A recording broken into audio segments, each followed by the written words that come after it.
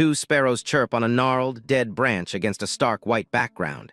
It looks peaceful, but the jagged wood hints at the desolate world our story begins in.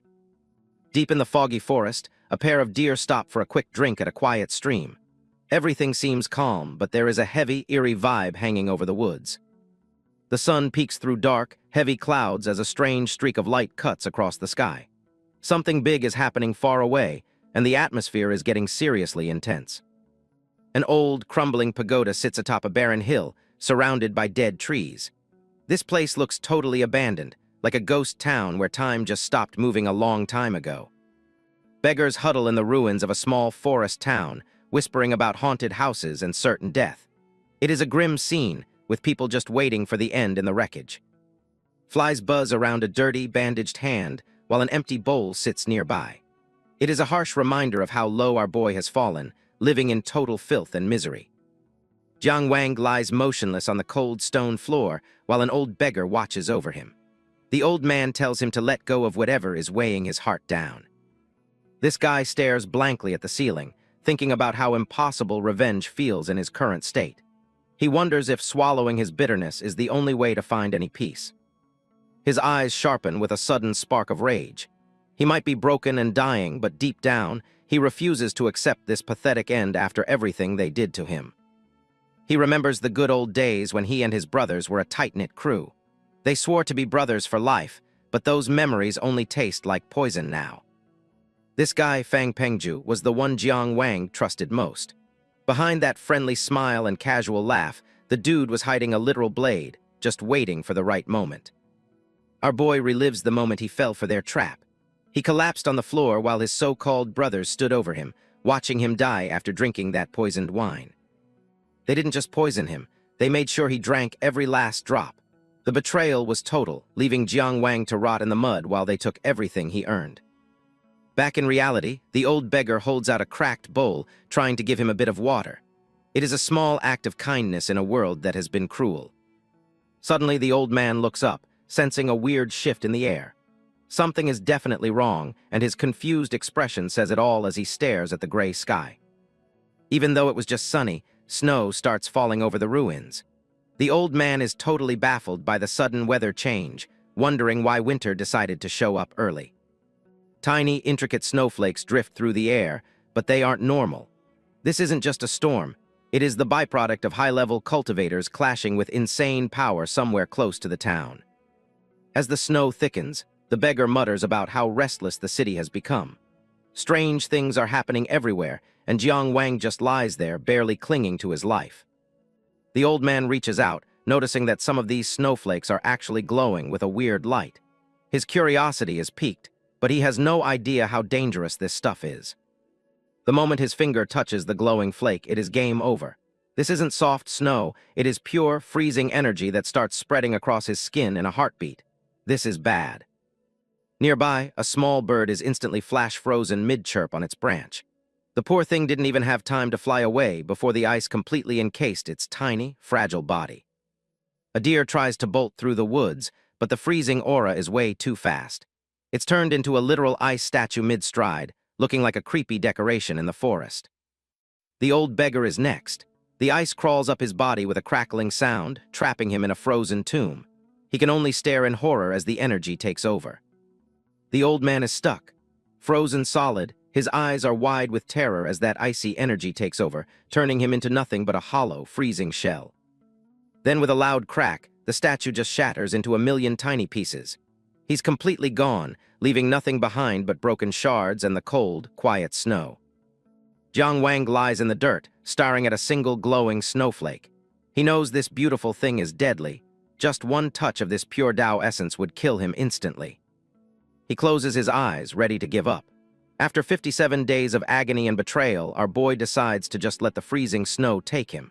He's totally done with life. Suddenly, a massive fireball tears through the gray sky, lighting up the ruins. The air is thick with tension as a high-level battle starts unfolding right above the dying town. An explosion rocks the hillside, nearly leveling the old pagoda. The sheer force of the impact shows just how insane the power levels are between these two mysterious cultivators clashing. Energy streaks across the horizon, while a violent whirlwind swallows the town. Everything is being ripped apart by the aftershocks of a fight that is way beyond anything normal people understand. A ball of intense flame streaks across the landscape, leaving a trail of destruction behind. The ground shakes as the two fighters trade blows that could easily level entire cities. Jiang Wang watches from the ground, sensing the incredible resonance of the Tao. Even at death's door, he can feel the raw, overwhelming power radiating from the epicenter of the battle. A blazing fireball erupts nearby, and our boy wonders just who the hell is causing this much chaos. The ruins are being scorched as a legendary figure finally makes a grand, epic entrance. Out of the smoke and fire, a man in a red cloak appears. Zuo Guanglie stands tall in the middle of a massive crater, looking like a total boss despite the destruction. From high above, we see Zuo Guanglie surrounded by swirling energy as the ground beneath him cracks. This guy is a literal force of nature, and he is clearly not happy. He glares upward, calling out his enemies for their mindless killing. Zuo Guanglie demands to know if they think slaughtering innocent people is part of their path to power. A voice mocks him from the clouds as Gong Yangbai floats into view. This guy does not seem to care at all about the lives he is destroying, laughing off his accusations. Gong Yangbai looks down with total arrogance, asking if Zuo Guanglie really cares about the ants on the ground. To him, normal people are just nothing compared to their grand power. The enemies weave their hands into complex seals, summoning a massive rain of ice swords. Thousands of sharp blades start falling from the sky, aimed directly at Zuo Guanglie's head. Zuo Guanglie doesn't even flinch, conjuring a sphere of pure fire to stonewall the icy assault. The collision between heat and cold sends steam and embers flying in every direction. He hurls the fireball into the sky, conjuring a massive, blazing sun of energy that dwarfs the entire battlefield. Zuo Guanglie is taking this fight to a whole new level of intensity. The attackers are completely shocked as their combined ice technique is vaporized in an instant. They realize that Zuo Guanglie's power is even crazier than the rumors said it was. Gong Yangbai takes a deep breath and exhales a blast of lethal frost. The temperature drops instantly as he tries to snuff out Zuo Guanglie's flames with a massive surge of cold. The frost and fire collide in a massive explosion of steam. It is a total stalemate as the two opposing elements battle for dominance, lighting up the sky with an eerie glow. Zuo Guanglie charges straight through the freezing fog, roaring Gong Yangbai's name with pure rage. With a burst of blazing fire power, he cleaves the ice orb conjured by his opponent in half. He is determined to end this fight right here, refusing to let a bit of frost slow him down. Close up on our legendary hero, his expression is fierce and hyper-focused. You can clearly see his vigilance as he senses a looming threat creeping in from the sky. A barrage of flying swords rains down from the heavens like a meteor shower. The scale of this attack is insane, and the ground is about to be absolutely pulverized once again. Even though he spotted them in time, they were just too fast. Zuo Guanglie is bombarded by the relentless swarm of flying swords, sending him crashing violently into the ground. A massive explosion of dust and debris swallows everything in its path, while the rain of blades continues to pour down without mercy. The dust settles, revealing Zuo Guanglie standing tall amidst a sea of swords. It is clear that he took a brutal hit, but our boy is still breathing and holding his ground, defiant against all odds. Mo Jingyu watches from the back of his mechanical bird, looking pretty impressed. Zuo actually survived the 9-yin formation, but this guy is already feeling way too confident. Mo Jingyu looks down with total confidence, nodding that the Qin nation was smart to hire his family. This guy clearly thinks the battle is already won for his side. Zuo Guanglie isn't having any of it, charging straight through the chaos while yelling Mo Jingyu's name. Our boy is absolutely determined to take this mechanical creep down once and for all. Gong Yangbai screams for his disciples to set up their secret formation, desperate to lock Zuo Guanglie down. He knows if they give him a single opening, they are all toast. From high above, we see the disciples surrounding our hero, trapping him within pillars of eerie blue light. It's a massive tactical trap designed to snuff out his intense flames. The disciples move in perfect sync, weaving complex hand seals to strengthen the formation. They are pouring all their energy into this one attack, hoping it's enough to finish the legendary genius. The veins on the disciples' necks glow with a strange, chilling energy as they gear up for their next move. The temperature around them plummets, turning their breath into a lethal cloud of frost. He mocks Zuo Guanglie, asking if he still thinks he is in control of the situation. With a wild look in his eyes, he officially activates the formation's full, terrifying power. Massive coils of green energy snakes whip through the air, slamming into the earth with terrifying speed. The ruins are completely swarmed by these mystical constructs, leaving Zuo Guanglie with absolutely no room to escape. These massive energy segments rapidly fuse together, forming a colossal green serpent that lunges forward with its jaws wide open, ready to devour everything in its path. This technique is as grotesque as it is powerful, and it is closing in fast. Zuo Guanglie stands his ground, fire sword in hand, as the snakes coil all around him. He's completely surrounded by cold energy, but he hasn't lost his fighting spirit just yet. The snakes are a total nightmare. If you cut one head off, two more grow back immediately. Zuo Guanglie realizes that even a single bite will flood his body with lethal, freezing energy. Gong Yangbai exhales a concentrated blast of frost, continuously buffing the icy serpents and aiming to freeze Zuo Guanglie's very soul. The sheer amount of cold energy radiating from this guy makes it clear that his cultivation base and the techniques he's unleashing are anything but ordinary. The blue snakes tighten their grip as Gong Yangbai unleashes his blood freeze art. Zuo Guanglie is being swallowed by a massive pillar of ice, his fire finally starting to flicker out. With another icy breath, the temperature drops even further, turning the battlefield into a frozen wasteland. It looks like Zuo Guanglie's legendary fire might have finally met its match in this cold. Close up on our hero's face, his skin is turning pale and frost is starting to form on his brow. The freezing energy is invading his body, trying to stop his heart cold. Mo Jingyu watches from his mechanical bird, declaring Zuo Guanglie powerless against their secret arts. He's already calling the fight, convinced that their legendary opponent is finally finished for good. Zuo Guanglie is completely encased in a massive, jagged mountain of ice. Even the energy snakes are frozen in place, turning the entire scene into a silent, terrifying monument of death. The light pillars fade as the ice sculpture stands motionless in the ruins. It's a chilling sight, and it looks like the legendary Zuo Guanglie has been defeated by his enemies. Suddenly, a weird glow starts emanating from the center of the frozen mass. The ice begins to crack under a massive surge of internal pressure, and things are about to get wild. Gong Yangbai's smug expression vanishes instantly, replaced by a look of pure shock and sweat. He cannot believe what he is seeing. Zuo Guanglie should not be able to move at all. Boom! Zuo Guanglie erupts out of the ice in a massive explosion of fire. He is pushing his soul to the limit, turning his own boiling blood into a weapon of absolute destruction. Mo Jingyu panics, commanding his mechanical bird to launch a barrage of razor-sharp feathers. He is throwing everything he has at Zuo Guanglie, but his confidence is totally gone now. Zuo Guanglie doesn't even bother dodging, showing zero flinch as he goes for a head-on, brute-force clash. His hands whip through the air, conjuring a massive disc of fire and hurling it straight at Mo Jingyu. He looks like a literal demon of flame as he prepares his lethal counterattack. A massive heatwave vaporizes every incoming projectile in a heartbeat. Zuo Guanglie's searing fire beam completely incinerates Mo Jingyu's mechanical bird. That guy was lucky enough to ditch his ride and bail just in time, or he'd be a dead man walking right now. This guy gathers a concentrated ball of fire in his palm, ready to let it rip. The look in his eyes says it all. He's finishing this whole fight right now.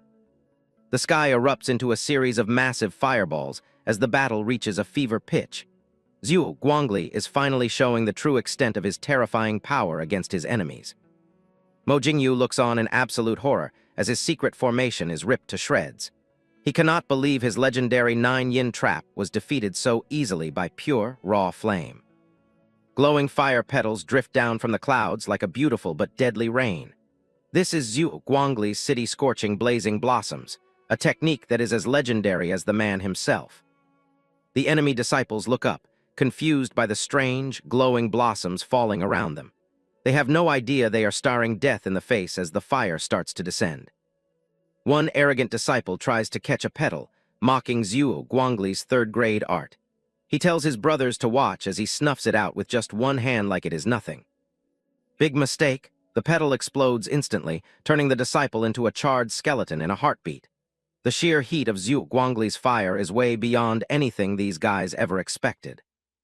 Gong Yangbai screams at his remaining men to use their water element arts immediately. He recognizes the technique and knows they will all be vaporized if they do not create a safe zone right now. The survivors scramble to summon streams of water, trying to block the relentless rain of fire. It's a desperate struggle to stay alive against an attack that is literally melting the sky. Mo Jingyu realizes that the crazy rumors about Zuo Guanglie destroying an entire city were actually true. Even at 19, our hero's power was already enough to level a whole civilization. He flings open the massive crate on his back, unleashing a swarm of mechanical birds into the smoke and fire in a desperate attempt to counter Zuo Guanglie's blazing blossoms. The sky is a total chaotic mess of metal and flame as the antagonists scramble just to stay alive. Viewed from a distance, the sky looks like an absolute war zone, streaked with the golden glow of mystical arts, the fiery orange of the flames, and the dark, jagged black of flying iron. Explosions are popping off everywhere, revealing the sheer, massive scale of this high-level cultivation battle. Fire and water energy clash violently in the clouds, creating a chaotic storm of steam and light. It's a miracle the ground below hasn't been completely leveled by the falling energy yet. Rain and ash start falling on the ruined rooftops of the town below. The environmental damage from just a few moments of fighting is already beyond what anyone could have imagined. Jiang Wang watches the insanity from the ground, his eyes wide with wonder and fear. He's never seen anything this powerful and wonders who these godlike beings fighting above him are. Zuo Guanglie calls upon the power of an ancient fire ancestor, manifesting an even more intense flame. His entire body glows as he prepares to end this fight once and for all. A massive, majestic fire dragon erupts from his energy, roaring as it sweeps across the battlefield. Zuo Guanglie commands the beast to burn everything in its path, showing no mercy now. The enemy disciples do not stand a chance as the dragon incinerates them where they stand. They are turned into screaming silhouettes of flame before being erased from existence entirely by the heat.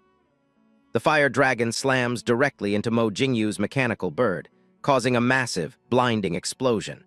The metal structure stands no chance against the divine power Zuo Guanglie is currently channeling. Gong Yangbai and Mo Jingyu are sent flying by the explosion's aftershock, slamming into the earth with the impact of small meteors.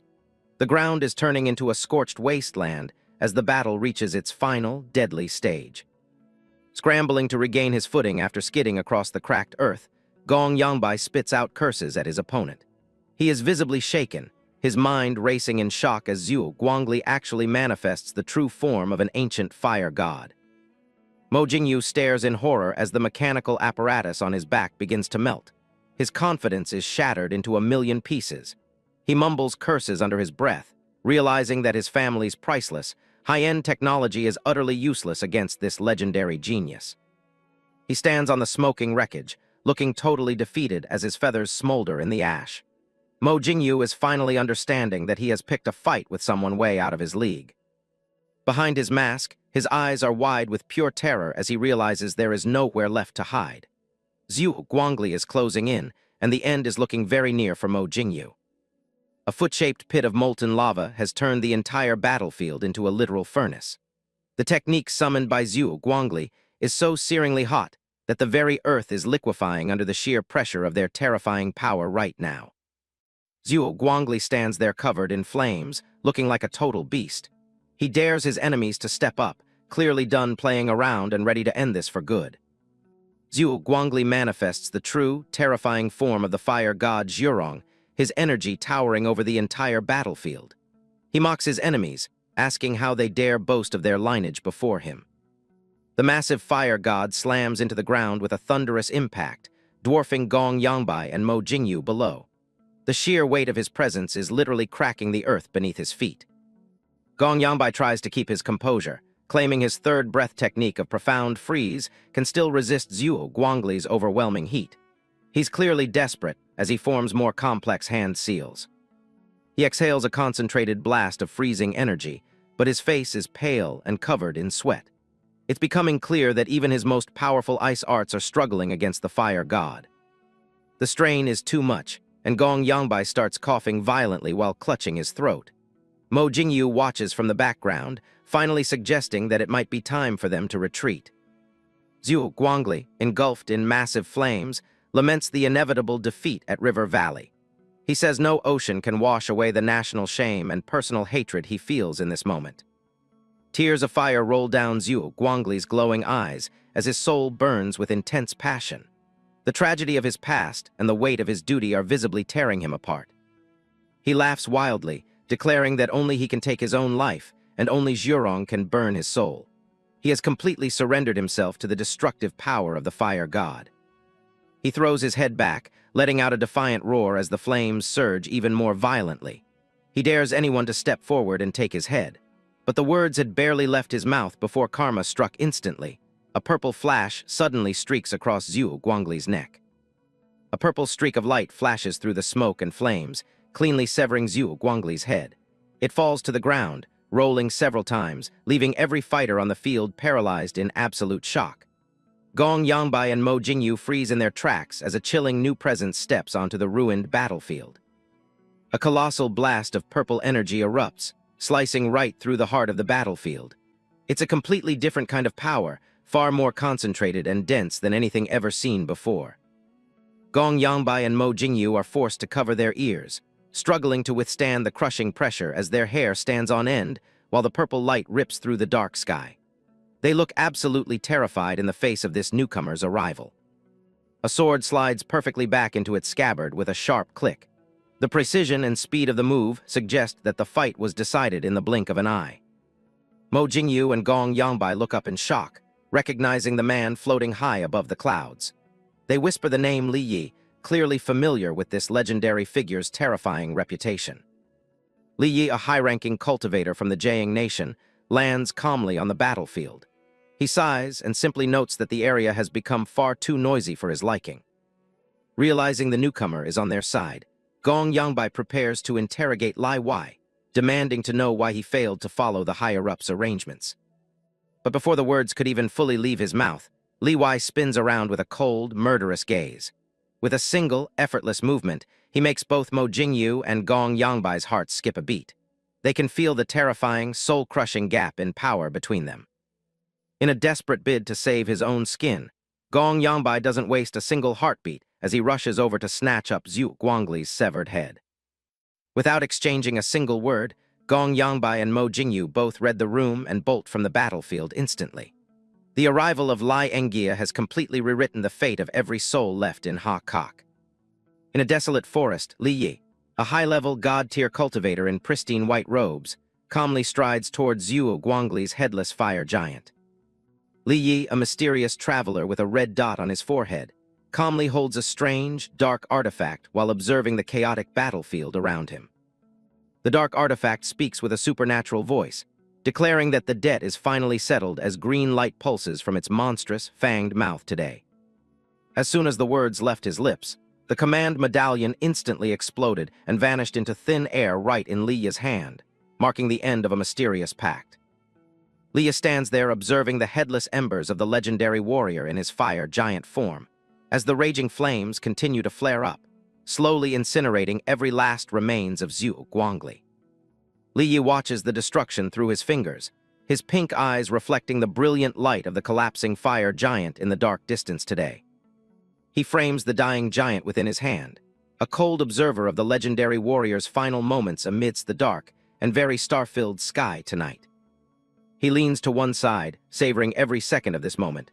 Then, as a final mock sign-off, a sarcastic boom escapes his lips. A massive explosion of fire and light rocks the sky, as the high-level battle reaches its violent and absolute conclusion over the silent ruins here. A cold, satisfied smirk plays on Li Yi's lips as he surveys the aftermath, clearly unimpressed by the legendary cultivators he just slaughtered so easily. A single beam of sunlight pierces through the thick, dark clouds, illuminating the desolate ruins where a broken young man lies forgotten in the cold. Jiang Wang, an emaciated young man in tattered red robes, gasps for air as he struggles to stay conscious amidst the ruins of the abandoned temple. Our boy clenches his teeth, desperately thinking that he's not ready to die, yet despite the poison and betrayal that destroyed his entire life recently. With his last bit of strength, Jiang Wang begins to crawl through the ruined gate of the town, determined to find a way to survive now.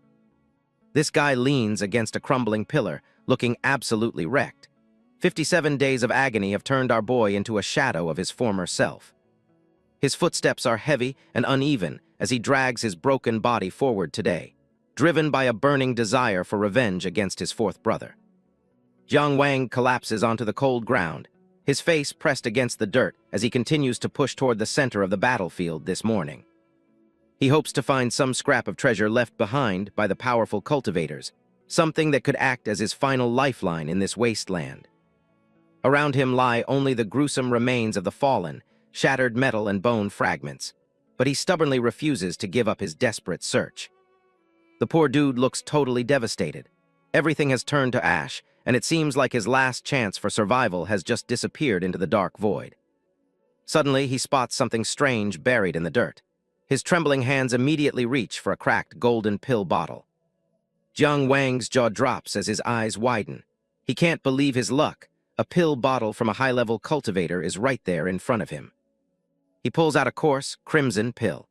This is the very Meridian Opening Pill he once shed blood and sweat to obtain, only to have it snatched away by the cold-blooded greed and betrayal of his own sworn brothers. He swallows the pill without hesitation, bracing for the impact.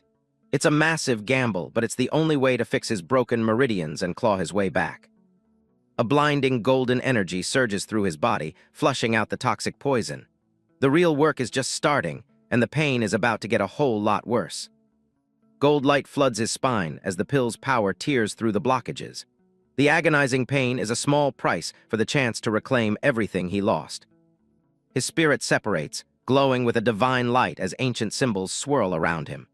The Meridian Opening Pill is doing its work, reshaping his very essence for greatness. Standing alone under a blood-red sky, Jiang Wang takes his first breath of renewed life. The poison is gone, replaced by a cold, sharp clarity he's never felt. Our boy's eyes burn with a new fire. He isn't just a survivor anymore, he's a weapon of vengeance, ready to make everyone who betrayed him pay dearly. Under the gaze of a massive, burning sun, he realizes that fate is a fickle thing. One moment he was a beggar, the next, a rising legend. Night falls over the ruined temple, but the air feels completely different now. The silence is no longer heavy with the stench of death, but with the ominous weight of a coming storm. A sudden, powerful impact jolts the ground nearby. In this desolate wasteland, ripples of vibrant life continue to spread, signaling the dawn of a new beginning.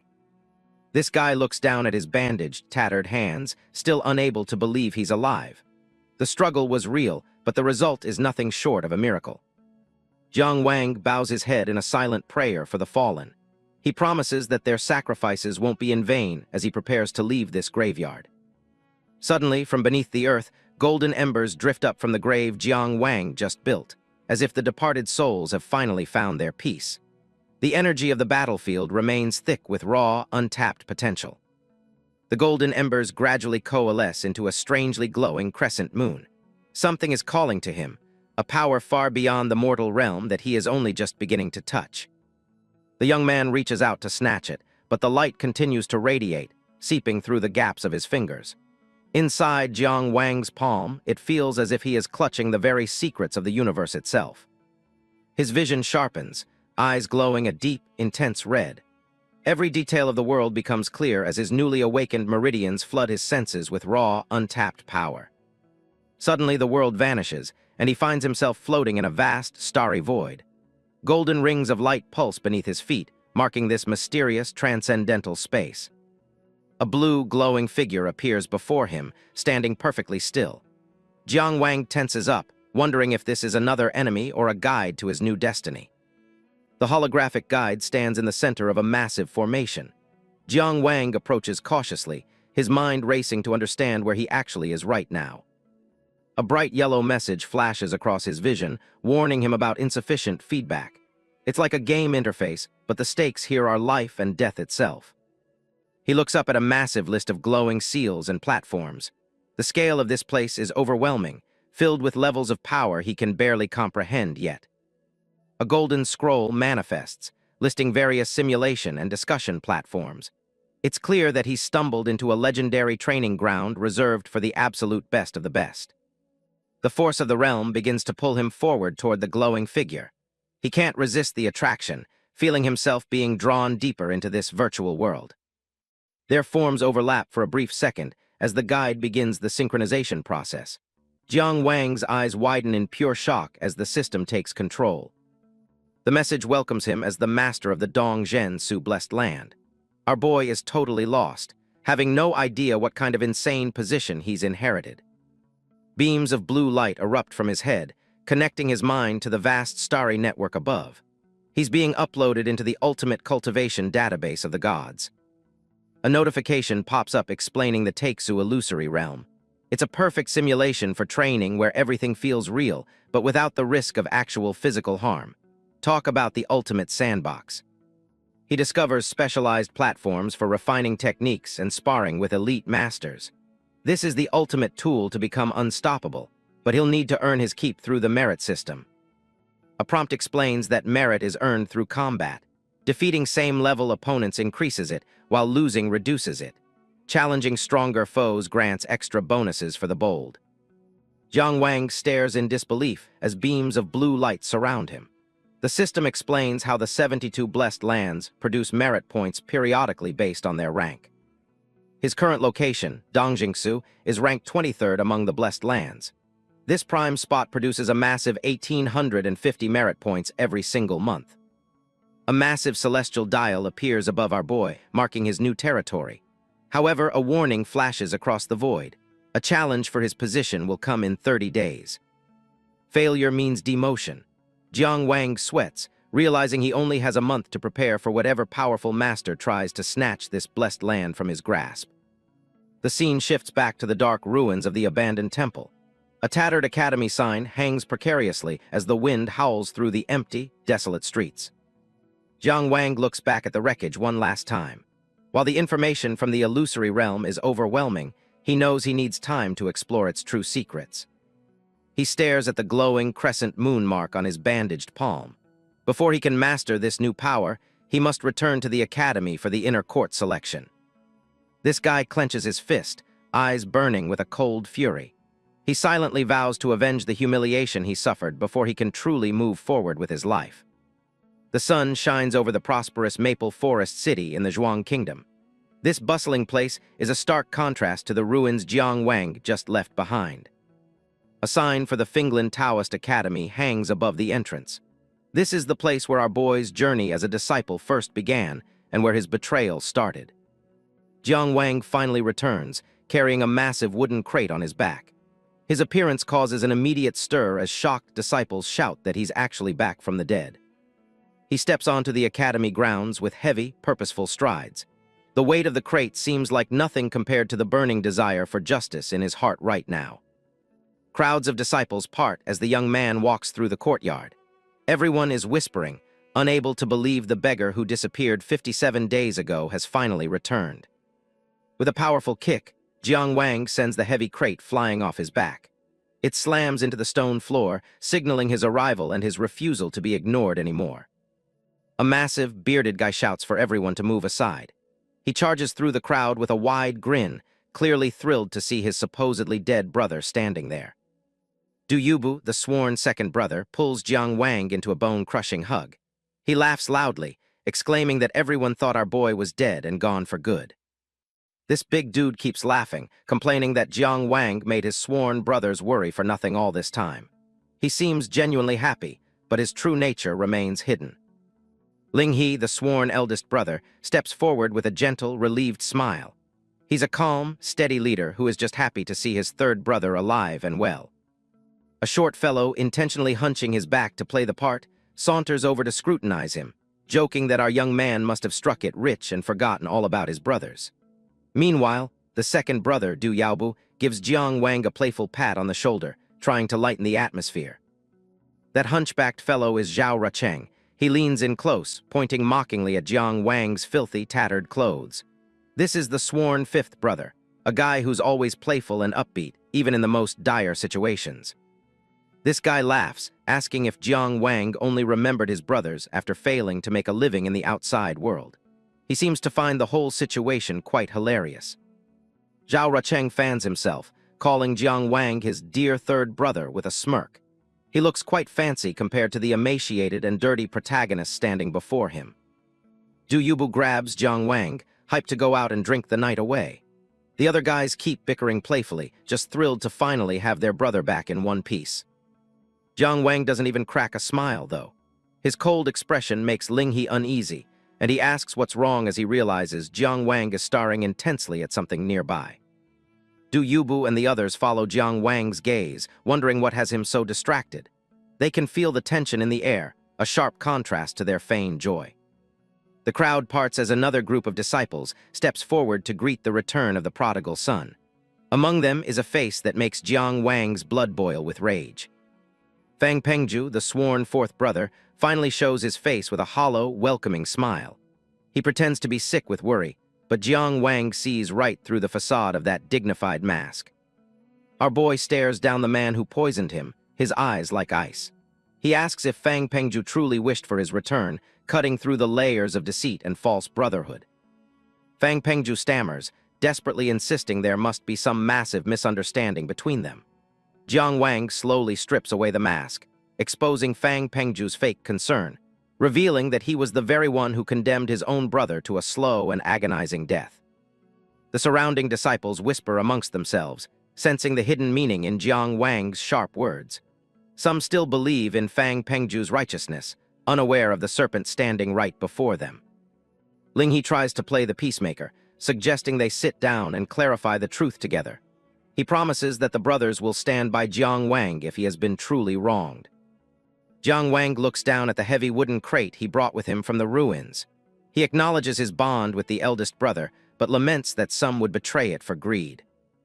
Fang Pengju's eyes narrow as he warns Jiang Wang not to make baseless accusations without any proof.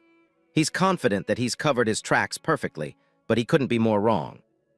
This is proof. With a powerful shout, Jiang Wang smashes the wooden crate into a million pieces. The sudden violence of his actions leaves everyone standing in the courtyard completely stunned.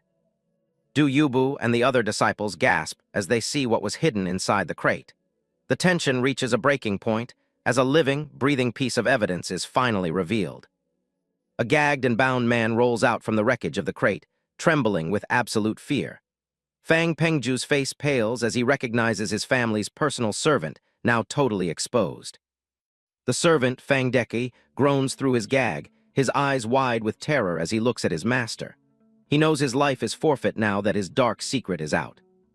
Jiang Wang recounts how this servant delivered a poisoned invitation to the moon-viewing tower. He explains the cruel trap that was set for him, using wine laced with a deadly toxin. Before the servant can say a word, Fang Pengju draws his sword and strikes him down. He screams about how the servant betrayed the family by colluding with bandits to harm him. The blade pierces the servant's throat, silencing him forever in a spray of blood. It's a desperate move to bury the truth before the whole academy finds out what happened. Fang Pengju stands over the corpse, breathing heavily as he tries to maintain his facade. He tells Jiang Wang not to believe the lies of a wretched slave who wanted to survive. Jiang Wang remains unmoved, revealing that he already has a signed confession from the dead servant. He asks if his brother would like to see the written proof of his orders. The two brothers stand back to back, a divide between them that can never be bridged again. Jiang Wang declares that this deep hatred can only be settled with a final, decisive death. Fang Pengju's hand trembles on his sword hilt as he realizes he's been completely cornered. The weight of his betrayal is finally catching up to him in front of everyone. In a final act of manipulation, Fang Pengju holds out his sword and begs Jiang Wang to kill him. He cries, apologizing for the servant's actions while still pretending to be innocent. The gathered disciples are moved by this display of supposed honor, urging Jiang Wang to stop. They still believe in Fang Pengju's character, blinded by his years of calculated, hollow deception.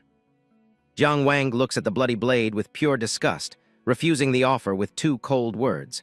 He won't let his brother die a martyr's death through such a pathetic, faked sacrifice. The rest of the brothers are totally floored, watching their group fall apart right in front of them. Tension hits a breaking point as the two rivals finally square off for real. Jiang Wang draws his sword, telling Fang Pengju his blade is way too filthy for his liking. If he's going to finish this, he's doing it with his own hands. Fang Pengju's eyes widen in absolute terror as his carefully constructed lies crumble into dust. Realizing his life is on the line, the once arrogant fourth brother is reduced to a pathetic, trembling mess. In a flash of crimson light, Jiang Wang unleashes a devastating strike that leaves his sworn brothers utterly speechless. This sword stroke marks the end of his path as a mediocre academy disciple. Close-up of the eyes of those involved. A blade flashes through the air as the tension hits its peak. Everyone is watching, breath held, as the final moment approaches. Fang Pengju, struck by a sudden wave of panic, collapses to the ground and tries to crawl away as Jiang Wang sends his sword flying. A single killing blow would be far too easy for a lowlife like him. What Jiang Wang truly carves through is the hypocritical mask of righteousness that Fang Pengju has been hiding behind. Du Yubu and the other brothers can't believe their eyes. They knew Jiang Wang was serious, but this level of hatred is shocking. They are starting to realize there's no going back. Fang Pengju looks like he's seen a ghost. He tries to play the Brotherhood card, asking if Jiang Wang really doesn't care about their past. Talk about a pathetic last-ditch effort. Jiang Wang tells him to shut his mouth. Using the word brother after what he did is just insulting. He stands there like a reaper, ready to settle the score for good. Our boy looks at the traitor with cold resolve. He knows if he died that day, the story would have ended. But he's alive, and every single debt must be repaid. Fang Pengju is still trying to deflect, acting like he's the one being reasonable. He asks if Jiang Wang has victim delusions, even though he literally tried to kill him for a pill. This guy is so stubborn it's actually annoying. He claims he owes Jiang Wang nothing and refuses to admit his betrayal. At this point, talking is just a massive waste of time. Jiang Wang closes his eyes for a second, done with the excuses. He turns away, ready to make his move. He's finished arguing with a man who has no soul left. Taking a step forward and bowing deeply before the ancestral master's spiritual tablet, he makes a solemn vow. This hatred will not fade until justice is served. He offers up this battle as a formal judgment for the traitor's crimes. He stands alone before the massive statue, requesting a death duel of Tao judgment. It's a high-stakes move that catches everyone's attention. He's putting his life on the line for justice. The courtyard is packed as the news spreads. Everyone is gathering to witness a duel that only happens when someone has been pushed to the absolute edge. The air is thick with anticipation. Jiang Wang grips his sword, his expression harder than stone. By the laws of the Institute, Fang Pengju can't refuse this challenge. There's no running away from the consequences this time. Fang Pengju calls him a lunatic, but you can see the fear creeping into his eyes. He finally realizes that the guy he betrayed isn't the same person he used to know. Suddenly, the wind picks up and leaves start swirling everywhere. The crowd panics, wondering what's happening. Something big is coming, and the atmosphere in the courtyard shifts in an instant. Both fighters look up, sensing a massive presence descending upon them. The duel is being interrupted by someone with serious power. The real authority of the academy has finally arrived. A figure appears right out of the sun, floating down like a god. The sheer pressure coming off this person is enough to make anyone's legs shake. This is getting intense. Din Dong An lands with total grace, wearing a mask that makes him look even more intimidating. He's the head of the Institute, and he's not here to just watch. Everyone immediately bows, greeting the Grandmaster with total respect. He acknowledges the request for a death duel of Tao judgment. The rules are about to be set in stone. Din Dong An looks on, his gaze piercing through the courtyard. He officially establishes the duel, making it a sanctioned event. One of them is not walking out of this alive. He begins to channel his energy, calling forth the Jade Cage. This is a high-level barrier that ensures nobody can interfere. Once it's up, the fighters are locked in their own world. With a simple command, he orders the barrier to rise. His power is on a completely different level compared to the students. You can practically feel the energy vibrating in the air. Massive vines and roots explode from the ground, tearing through the stone tiles. Fang Pengju scrambles back in shock as the courtyard is transformed into a literal cage of nature. These vines grow at an insane speed, twisting around to form a massive dome. It's a wild move that leaves everyone speechless. Seriously, this living prison is just about finished. The jade cage finally snaps shut, trapping our boy and his traitorous brother inside. It's officially a showdown. Now everything comes down to which one of them is the better fighter. Jiang Wang and Fang Pengju stand isolated within the massive jade cage. Outside, the crowd watches in silence, knowing only one of them will walk out alive from this sanctioned death duel. The sheer scale of the power of Din Dong An is on full display as the vines tower over the courtyard. Within this living prison, our boy prepares to finally settle. Fang Pengju starts sweating buckets, realizing he's truly trapped. He knows if the dean is watching, he can't just cheat his way out of this duel. Escape is now his only option. He frantically tries to flee, but in an instant, even more roots erupt from the ground. The environment itself is transforming into a weapon, forcing him to engage in this life-and-death confrontation. A sharp vine lunges toward his face, barely missing his eye. The pressure is mounting, and the crowd can see that Fang Pengju is already starting to lose his cool completely. This guy slowly begins to accept the harsh reality. He thought he could outsmart everyone, but Dean Dong An's barrier is far more brutal than he ever imagined. Dean Dong An doesn't waste any time, commanding them to draw their weapons. He's the law here, and he wants to see this grudge settled properly according to the ancient rules. Using his vines, Dean Dong An hurls the sword back to Fang Pengju. The time for empty talk is over. It is finally time for these two former brothers to let the cold steel do the speaking. Fang Pengju grips his sword tight, his knuckles turning white. He's trying to hide his fear behind a mask of aggression, but anyone can see he's rattled by the high stakes. The Grandmaster gives the signal to begin. His voice rings out across the courtyard, officially starting the bloodiest lesson these students will ever witness. There is no turning back now. The audience is buzzing with excitement and dread. They can't believe two top-ranked students are actually going to kill each other. This isn't just a regular school sparring match anymore. Du Yubu looks absolutely stunned by the intensity of the scene. The brothers realize that the personal intervention of Dean Dong An means there's no room for them to help anymore. Leaves swirl around the two fighters as they face off. Jiang Wang stands perfectly still, a stark contrast to the nervous energy radiating from the man who betrayed him so cruelly.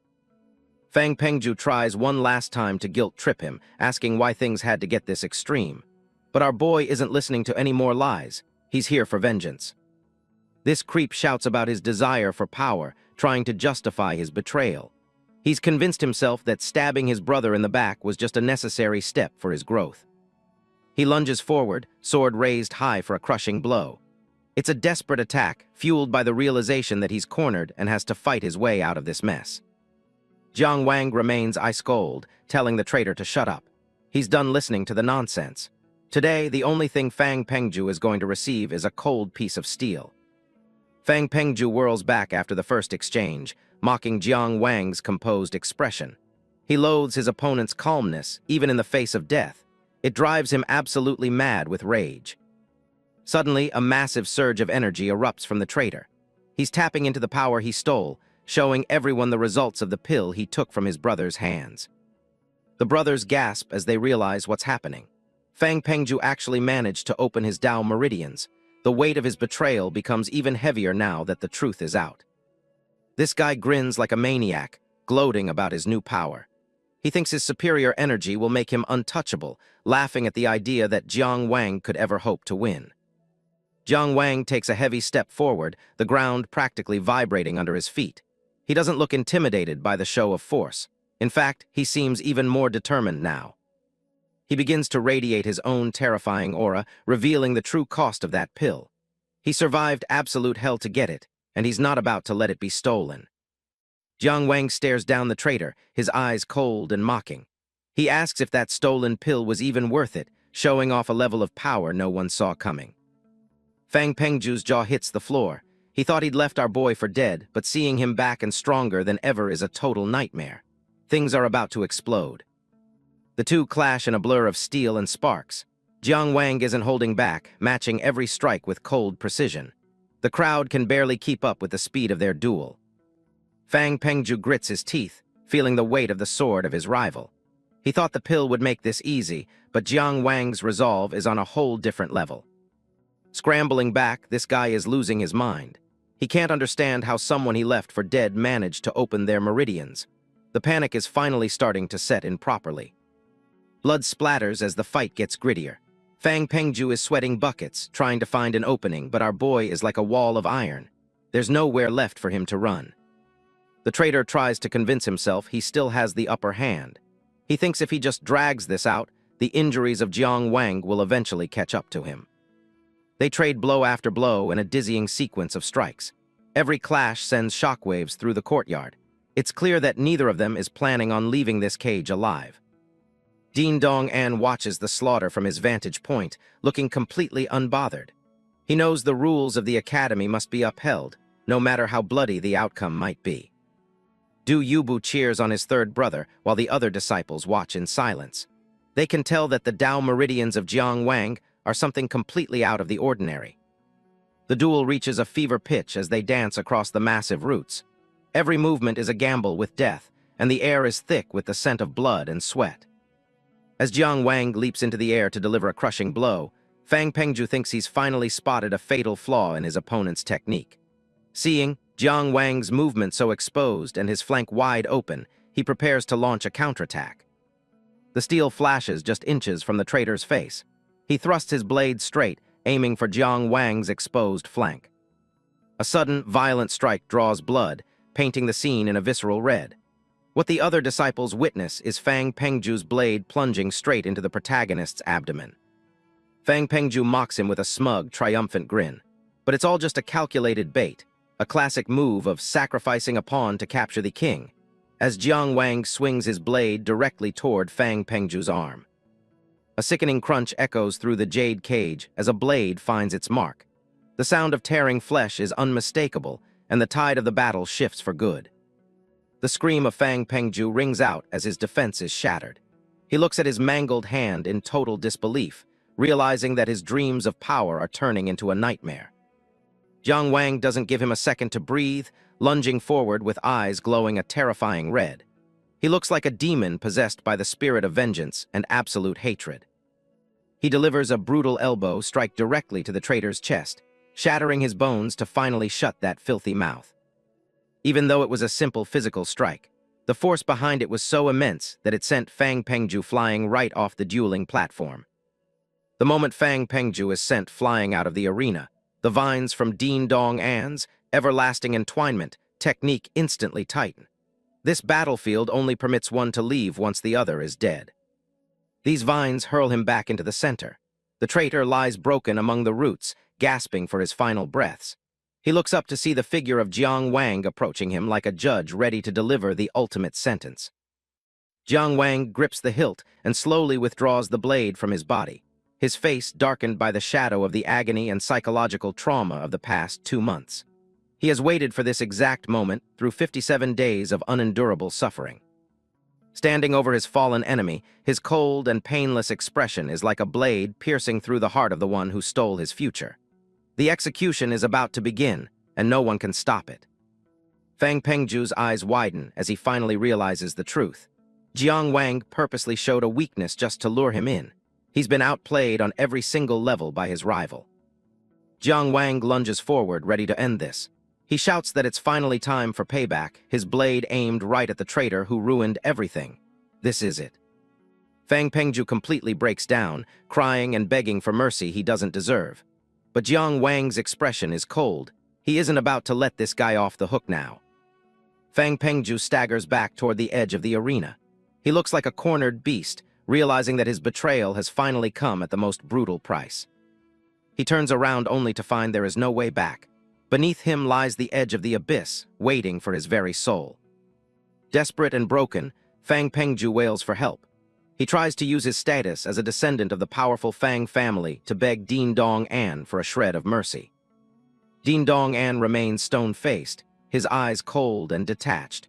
He reminds the traitor that in a fight to the death, only the victor has the right to decide the loser's fate.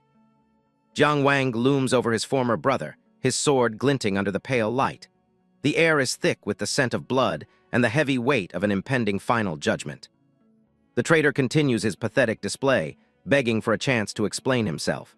He's shaking with fear, hoping that his third brother still has a small spark of compassion left inside. Our protagonist isn't moved by the tears. He looks down with a face as hard as stone, granting the man one last chance to speak before the end finally arrives for him. Fang Pengju screams about the pressure of his family and his father's hopes. He justifies his theft by claiming he had no choice if he wanted to reach the peak of cultivation. He cries about his sleepless nights and fakes a deep regret for his actions. He has the audacity to call Jiang Wang his brother, pleading for forgiveness just one single time. Jiang Wang doesn't say another word. He raises his blade high into the air, the cold steel reflecting the swirling leaves as he prepares to deliver the final strike of vengeance. The sword descends with a sickening thud, piercing through the chest of the traitor. Blood sprays across the stone as the life of Fang Pengju begins to fade away into nothingness. A close-up of the killing blow shows the grim reality of the duel. The man who stole his brother's future is now gasping his final breaths on the cold, hard ground. Jiang Wang stands over the body, his expression unreadable. He speaks of the 57 days of pure agony he endured, proving that some wounds can never be healed by simple words. With a final, chilling sentence, he tells his enemy to rest in peace. The debt has been paid in full, and the ghost of his past has finally been laid to rest. Suddenly, something changes within him. His eyes widen as a strange energy surges through his body. He can feel his Tao meridians becoming more agile and powerful than ever before. He finds himself in a spiritual void, questioning the nature of his true spirit. A glowing, golden line of energy twists and turns before his eyes, taking a familiar, humble shape. A small, glowing earthworm crawls across the face of Jiang Wang. It's a bizarre sight, but he realizes this modest creature is the true manifestation of his hidden Tao potential. He holds the tiny Tao spirit in his palm, realizing that it was this humble entity that stimulated his power during the heat of the battle. His journey is only beginning. Snapping back to reality, our hero looks stunned by the revelation. He has not only survived, but evolved into something much greater than anyone at the academy could have possibly predicted. Din Dong An steps forward, ending the spectacle. He commands Jiang Wang to follow him to the Jingxi while ordering the other stunned disciples to leave the scene of the execution. The brothers watch in silence as Jiang Wang walks away. Du Yubu, Ling He, and Zhao Rucheng are left to process the fact that their world has changed forever today. The scene shifts to a peaceful garden, far from the violence of the courtyard. But the conversation between the dean and his student is anything but calm and lighthearted. Inside the quiet hall, Din Dong An questions the lack of public evidence. Jiang Wang admits that he knew the traitor would reveal the truth himself before facing his death. The dean scolds Jiang Wang for being reckless. He argues that the Tao court should have handled the traitor instead of letting a student take the law into his own hands. Our boy explains he was just desperate. With the selection only 2 days away, he couldn't let that traitor become the dean's disciple and become totally untouchable by the law. Din Dong An asks about the pill Fang Pengju used and where Jiang Wang got his own. Our hero begins his explanation, starting with the events at Huenzhen Temple. Jiang Wang describes finding a Meridian Opening Pill within the corpse of the fallen senior, Zuo Guanglie. The memory of that dark discovery hangs heavy in the air. He explains that the graves at the temple can serve as proof. Internally, he decides to keep the secret of the Taixu illusory realm hidden from even the dean. The dean is absolutely livid that a war was brazenly fought on Zhuang Nation territory. He slams his fist down, outraged by the shame such an act brings to their country. Jiang Wang swallows hard, the physical and emotional exhaustion of the day finally starting to catch up with him. He's said enough, and now he waits for the dean's final word. Din Dong An softens his gaze slightly and tells the boy he can now officially call himself a disciple of the institution. With that, he dismisses him from the hall. Bowing deeply, Jiang Wang expresses his gratitude to his teacher. The weight of his past seems a little lighter now that he has finally achieved his goal of becoming a true disciple.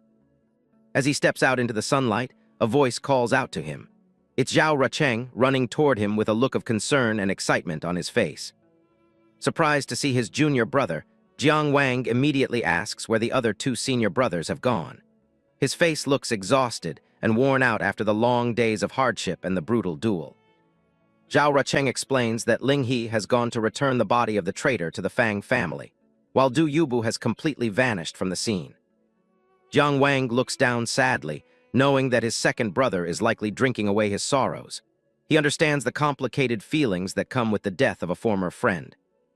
Zhao Rucheng tries to lighten the mood, insisting that traitors deserve their fate.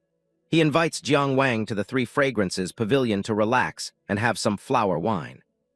Our protagonist politely declines the offer, stating that he is simply too exhausted to celebrate. All he wants now is to return to his dormitory and sleep for days. With a playful sigh, Zhao Rucheng opens his fan and prepares to head off to see Miss Maya Oyu alone. Jiang Wang walks away, appreciative of the good intentions of his friend. Standing before the massive doors of the chamber, Jiang Wang crushes a solitary autumn leaf beneath his feet. He has endured nearly 2 months of agony, and now the time has come to settle the score once and for all. He gazed ahead with a cold, distant look. In just a few months, his entire world had flipped upside down, turning a once promising disciple into a man seeking bloody retribution. The chamber doors swing wide open. His mind drifts back to a simpler time when he was just a child, innocent and small, standing at the threshold before his entire world came crashing down. The memories of his brothers filled his head. They were all together in the dorms, laughing and joking around like nothing could ever break their bond. It felt like a lifetime ago. Ling He smiled warmly, reminding the others to be gentle during their roughhousing. He was always the steady one, trying to keep their chaotic little group from actually hurting each other. The muscular Du Yehu laughed as he trapped Zhao Rucheng in a massive bear hug. The poor guy complained about the stench, but it was all just typical brotherhood nonsense back then. Even Fang Pengju seemed different then, grinning widely while polishing his blade by the fire. It's hard to believe this same dude would eventually stab his own brother in the back. Back in the present, a single tear rolled down Jiang Wang's face. He knew there was no turning back now. The bond was broken, and only one of them would survive today. He remembered the night a glowing immortal descended from the sky. The old man praised his nature and offered him a chance to cultivate, a dream every kid in this world shared. But he wasn't alone. Young Fang Pengju stood beside him as a blue spectral memory, both kids looking up in awe. They hoped to start their journey toward immortality together that night. Jiang Wang smiled, suggesting they could both go and train as a team. He was too kind-hearted to realize that the Path of Cultivation rarely had room for 2 people at once. The immortal's face remained stony and indifferent as he spoke. He dropped a bombshell, coldly stating he'd only accept one disciple, turning their lifelong friendship into a desperate, deadly competition. Before he could react, Fang Pengju's expression twisted with sudden malice. The boy lunged forward, shoving Jiang Wang off the cliff's edge while screaming for him to just go ahead and die. The world blurred as he plummeted into the dark depths below. A massive splash echoed through the silence, the cold water swallowing him whole as Fang Pengju watched from above. He sank deeper into the abyss, bubbles escaping his lips as his vision faded. It was his first real taste of betrayal, a cold lesson learned at the very bottom of the lake. The immortal's spectral face loomed over him, delivering a harsh truth. He explained that cultivation isn't just about talent. It's a brutal fight where only those with cruel hearts truly survive. Jiang Wang bolted upright in bed, a strangled cry escaping his throat. His eyes were wide with terror, the memories of that old nightmare still clinging to him like a shroud. He sat there trembling, clutching his head as sweat poured down his chest. He tried to steady his breathing, but the echoes of the immortal's words kept ringing in his ears. Stepping out onto the balcony, he looked up at the full moon. He slept way longer than intended, and a strange, heavy silence hung over the academy dorms that night. He spotted a junior brother standing alone in the courtyard and called out to him. He asked if anyone had seen Ling He, but the other student didn't move or respond. The figure slowly turned, and Jiang Wang's blood ran cold.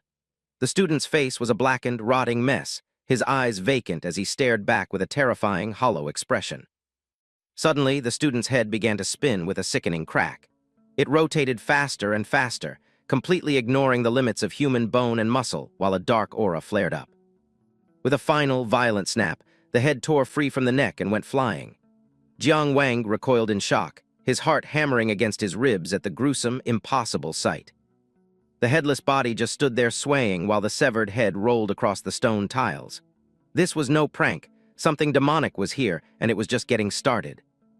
Jiang Wang dashed across the floor, screaming for everyone to run.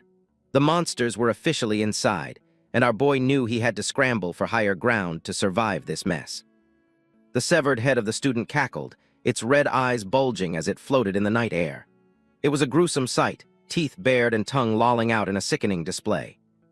In the depths of sheer terror, Jiang Wang stumbles, a stroke of luck, as the demonic head slams into the very spot he had just occupied. He is struggling to hold his ground, his body trembling under the crushing pressure of relentless movement. He gritted his teeth, sweat dripping down his face as he realized the entire area was sealed off. There was no way back to his room. He was trapped out here with a monster. The headless body lunged forward, the severed head floating above it like a morbid balloon. It let out a piercing, unnatural scream that echoed through the dark courtyard, chilling him to the bone. Trapped, our boy had no choice but to activate his origin Tao. A golden orb of light erupted from the circular chart in his mind, providing a desperately needed surge of spiritual power. Empowered by a sudden surge of strength, he flings himself forward, sweeping his leg in a powerful kick aimed straight at the head. He roars a challenge as the demonic head is sent hurtling back into its corpse with devastating force. But the counterattack came at a price. Jiang Wang gasped in pain as a bloody hole appeared in his foot, the injury throbbing with a dark, stinging sensation that made him stumble. He dropped into a low crouch, clutching his wounded ankle while his eyes darted around for the next threat. His breath came in ragged gasps, his vision blurred by the sudden agony. Things got even creepier when the monster ripped its own chest open. A skeletal face grinned from within its ribcage, mocking him for thinking an outer courtyard disciple could actually win this. The severed head cackled again, its black-clawed fingers digging into its own rotting skin. It spoke of how delicious the flesh of a cultivator would be, making his stomach churn with disgust. Staring at the monster from a distance, Jiang Wang knew he was completely outmatched. He couldn't win this fight alone. The gap in their strength was just too wide for him to overcome. He turned and sprinted through the dark alleys, his heart hammering against his ribs. He had to reach the inner courtyard and warn the others before more students ended up dead tonight. He slammed into an invisible wall, his hands pressing against the glowing green barrier. The seal was solid, trapping him within the dormitory area as the monster slowly closed in from behind. Gritting his teeth, he consumes the very last drop of Tao essence. He is utterly spent. Without it, there isn't a shred of hope left. He stares fixedly at his trembling hands, wondering if he still possesses the strength to make a breakthrough and claw his way back from the brink of death. Taking a desperate gamble, he poured every last bit of energy into one final strike. The barrier shattered like glass, blue shards flying everywhere as he forced his way through the seal. He performs a series of rapid-fire flips. He is pushing himself to the absolute limit, his muscles screaming for him to stop. He skidded to a halt, looking up in shock as a calm voice rang out from the darkness. Someone had been watching his struggle, and they didn't seem particularly impressed by it. Li Jiangqiu, a high-ranking inner courtyard student, stood atop a jagged rock.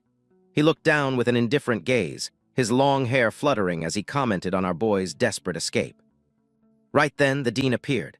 Dean Dong An stood tall, his gray beard and gold crown gleaming in the moonlight as he prepared to handle the situation personally with his overwhelming power. Jiang Wang collapsed to his knees, quickly informing the dean about the corpse-controlling demon. He pointed back toward the dorms, his voice shaking as he explained that a student was already dead. The dean didn't waste any time, pointing his finger toward the ground. Dozens of glowing green petals began to swirl around, infused with a powerful energy that felt both ancient and incredibly sharp. A green vine shot forward, piercing the bloody wound on Jiang Wang's foot. He gasped as the poison sting swallow technique went to work, its energy surging through his veins like wildfire.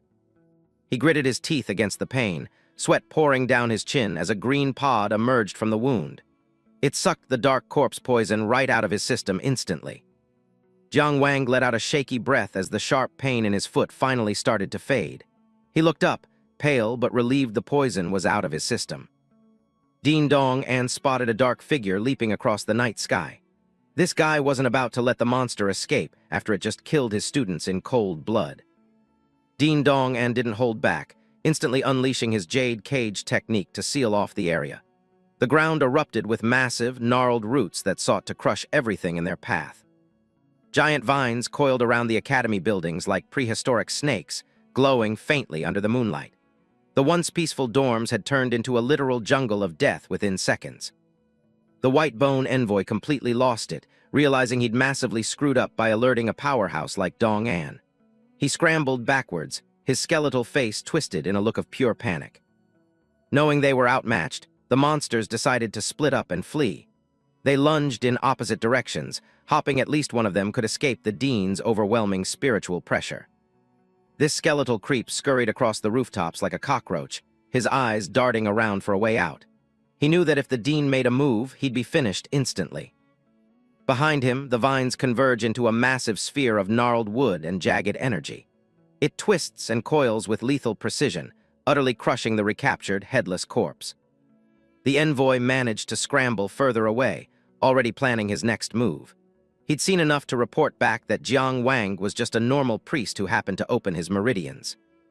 He casts one final glance back at the academy, his hand raised high, a silent farewell to the walls that once held his life. In a sudden strike, vines erupt violently from the earth, slamming directly into his face.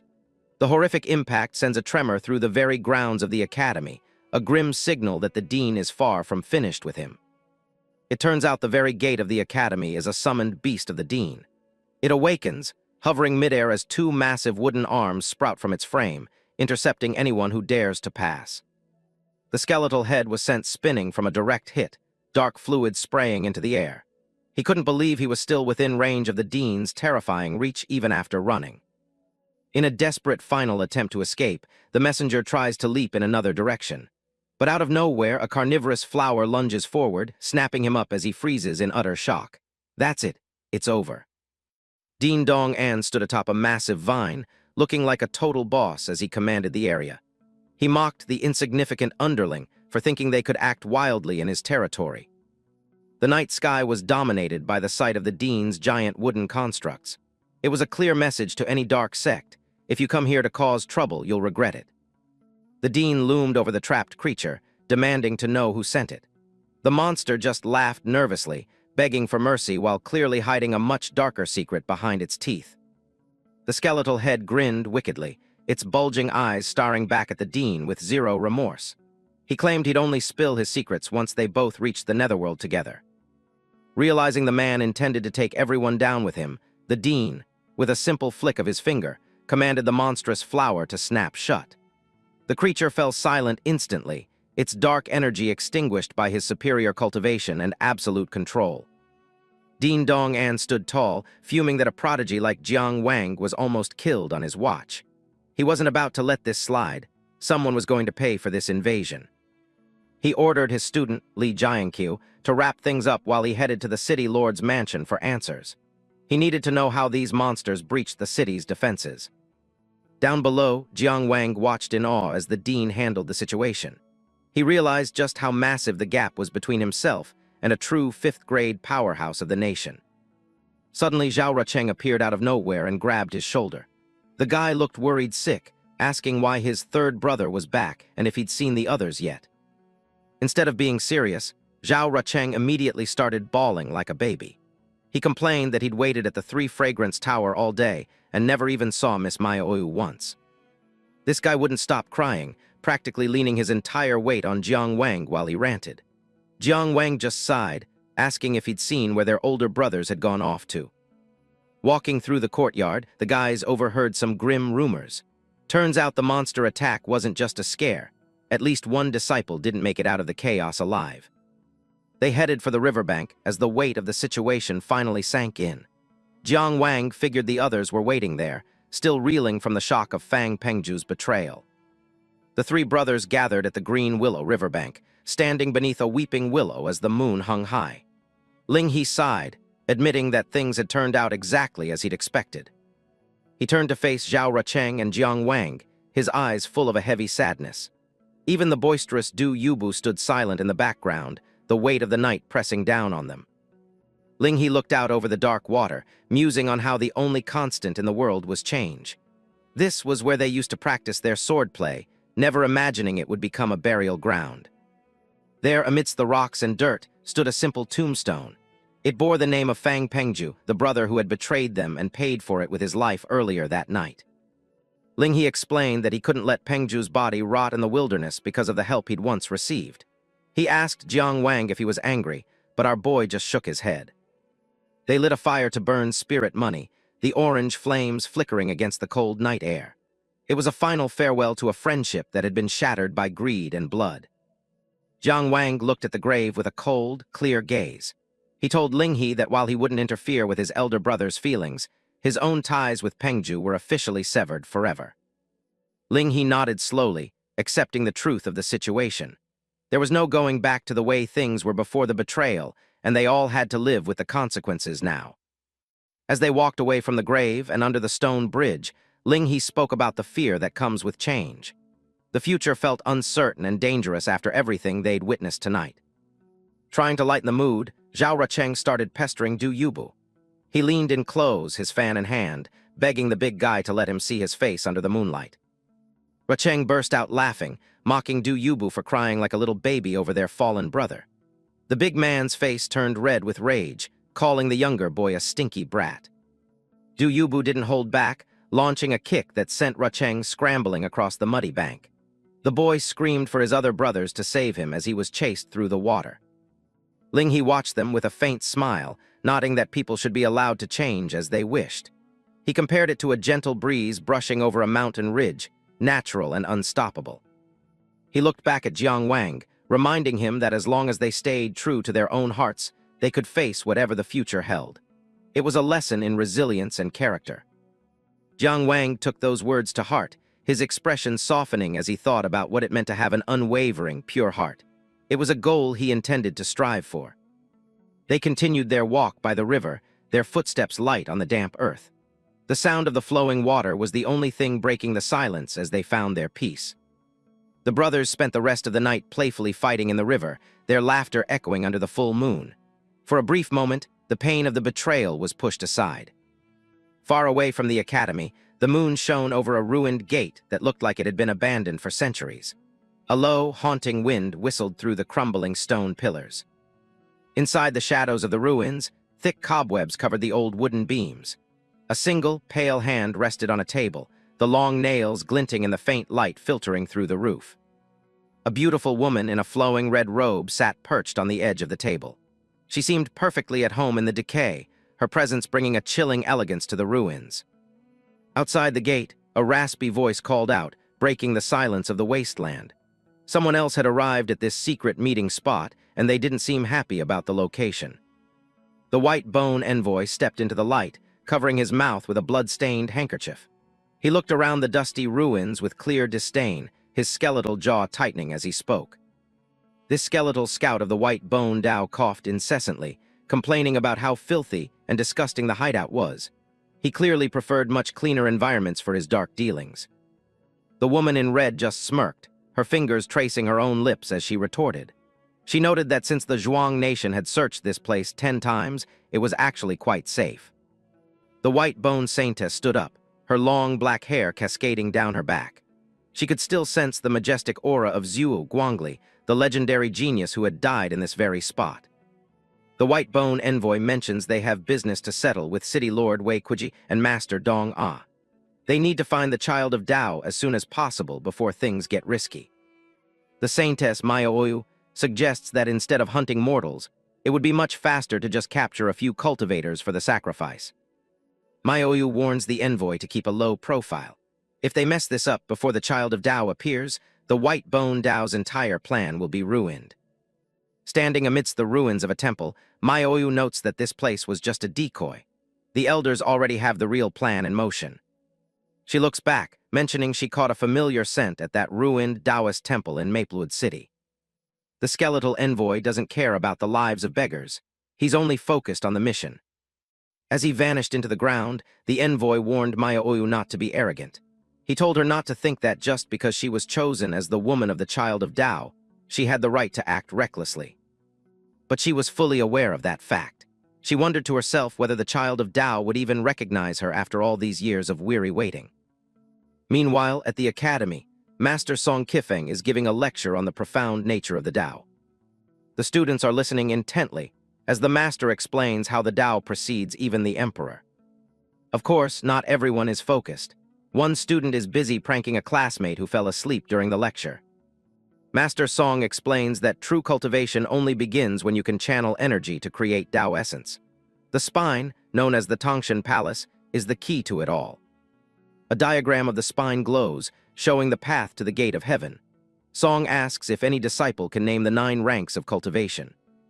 Like a model student, Ling He raised his hand and confidently listed them all with perfect accuracy, from the 9th rank Wandering Veins to the 1st rank Yandao Realm. Song is impressed. He explains that reaching the 9th rank is the first step of transcendence, marked by establishing a Dao spiral. He brings out a scroll for the Giyuan array, the foundational diagram they all need to master. To make the spiral emerge, a cultivator has to arrange 81 formation points within their Tangshan palace. Meanwhile, Jiang Wang's two sworn brothers continue to mess around with each other. Zhang Linchuan watches the scene unfold, but says nothing. Master Song explains that an average person can only channel energy twice a day, obtaining just 2 Dao essences. While still speaking, Master Song unleashed 2 powerful palm strikes directly at the mischievous pair, sending Jiang Wang's 2 brothers tumbling to the ground. As the 2 of them obediently returned to their seats, Master Song continued. If a person works diligently every day, it will still take at least 41 days just to lay the foundation for the array. Advancing to the 8th rank requires building 3 Dao spirals to complete a minor cycle. By rank 7, 9 Dao spirals are needed to see the gate of heaven. This is the Tangshan realm. A diagram shows the steep requirements for each rank. It's a massive amount of work just to reach the middle tiers. Jiang Wang listens in silence, clearly doing the math on how long his own journey will take. After doing the math, Jiang Wang felt a wave of dizziness wash over him. At a rate of only 2 Dao essences a day, the 7th rank felt like a distant dream, a lifetime away. Linghe explains to his friend that talent and fate can speed things up, so the math isn't always that simple. Thanks to Linghe's hint, the truth finally dawned on Jiang Wang. While Master Dong was hailed as a genius for hitting the 5th rank before 60, legends like Zuo Guanglie were on a whole different, terrifying level. Jiang Wang looks at the images of those top-tier cultivators, wondering if he can ever hope to surpass them. Master Song concludes the lesson and assigns some homework, telling them to review the basics. Jiang Wang considers the tiers of Dao techniques, from the basic C rank up to the top. Immediately, he was mocked by his younger brother, Zhao Rucheng, who joked that beyond the A rank, there are other levels that are far more superior. Song mentions that anyone who masters a superior rank technique would have the power to destroy a small country alone. The mention of such overwhelming power has every student in the room listening with rapt attention. He tells them to encourage each other and bring glory to the nation before finally dismissing the class. As the students start to leave, the hall begins to empty out. Jiang Wang is walking out when someone calls his name, asking him to stay for a moment. It's Fang Heling. He introduces himself as the son of the Fang family patriarch and claims he's there to apologize for Fang Pengju's betrayal. He says their family has already removed the traitor from their tree, wanting to distance himself from the scandal. Jiang Wang doesn't seem interested in the olive branch. He just tells Heling that everything is in the past and moves on. Heling is stunned that he was brushed off so easily. He calls out again, clearly annoyed that Jiang Wang is in such a hurry to leave him behind. Fang Heling keeps on bragging, mentioning his father bought him an expensive Meridian Opening Pill. He suggests that since they're the only ones in the inner courtyard whose Dao meridians have appeared, they should probably stick together. Jiang Wang doesn't even look at him. He just walks right past, bumping Heling's shoulder and telling him flat out that he's not interested. Heling is absolutely fuming. He clenches his fist, shocked that a talentless beggar like Jiang Wang would have the nerve to ignore him. The scene shifts to a quiet night as the full moon hangs high in the sky. While most people are sleeping, Jiang Wang's sworn brothers, Du Yubu and Linghe, are pushing themselves to the limit with their breathing exercises. Jiang Wang watches them from the shadows, feeling the pressure. He knows he can't fall behind if he wants to keep up with his talented brothers. He takes off his shirt and prepares for his own secret training. Today is July 15th, the day he's scheduled for a challenge in the Taixu illusory realm. He pulls out the crescent moon key, watching as it begins to glow in his palm. With a single thought, he activates the key and prepares to enter the challenge. He finds himself standing on a massive cosmic platform as the system welcomes the Lord of Dongjin Ruin's blessed land. A giant golden clock manifests in front of him, starting the countdown for his battle. Jiang Wang draws his sword, his eyes glowing red with focus. He has no idea what kind of opponent the realm is going to throw at him this time. Over the last month, he's completely absorbed the pill and started storing Dao essence in his meridians. He's ready to see how far he's come. The timer hits the final few seconds. Even if he doesn't win, he's determined to at least last a round or two against his challenger. Suddenly, a message pops up saying, "Fighter FORFEITS." Jiang Wang just stands there, completely caught off guard. He realizes that since his opponent gave up, he gets to keep the blessed land without even having to fight for it. He's awarded 1850 points for the month, bringing his total to 3,700. It's the perfect chance to finally use the Dao simulation platform.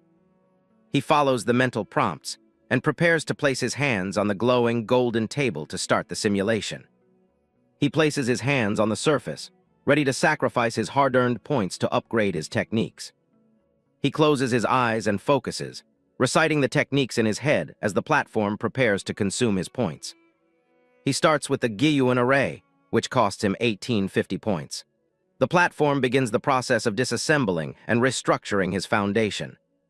The simulation runs through thousands of possibilities in an instant, rearranging the points of his array.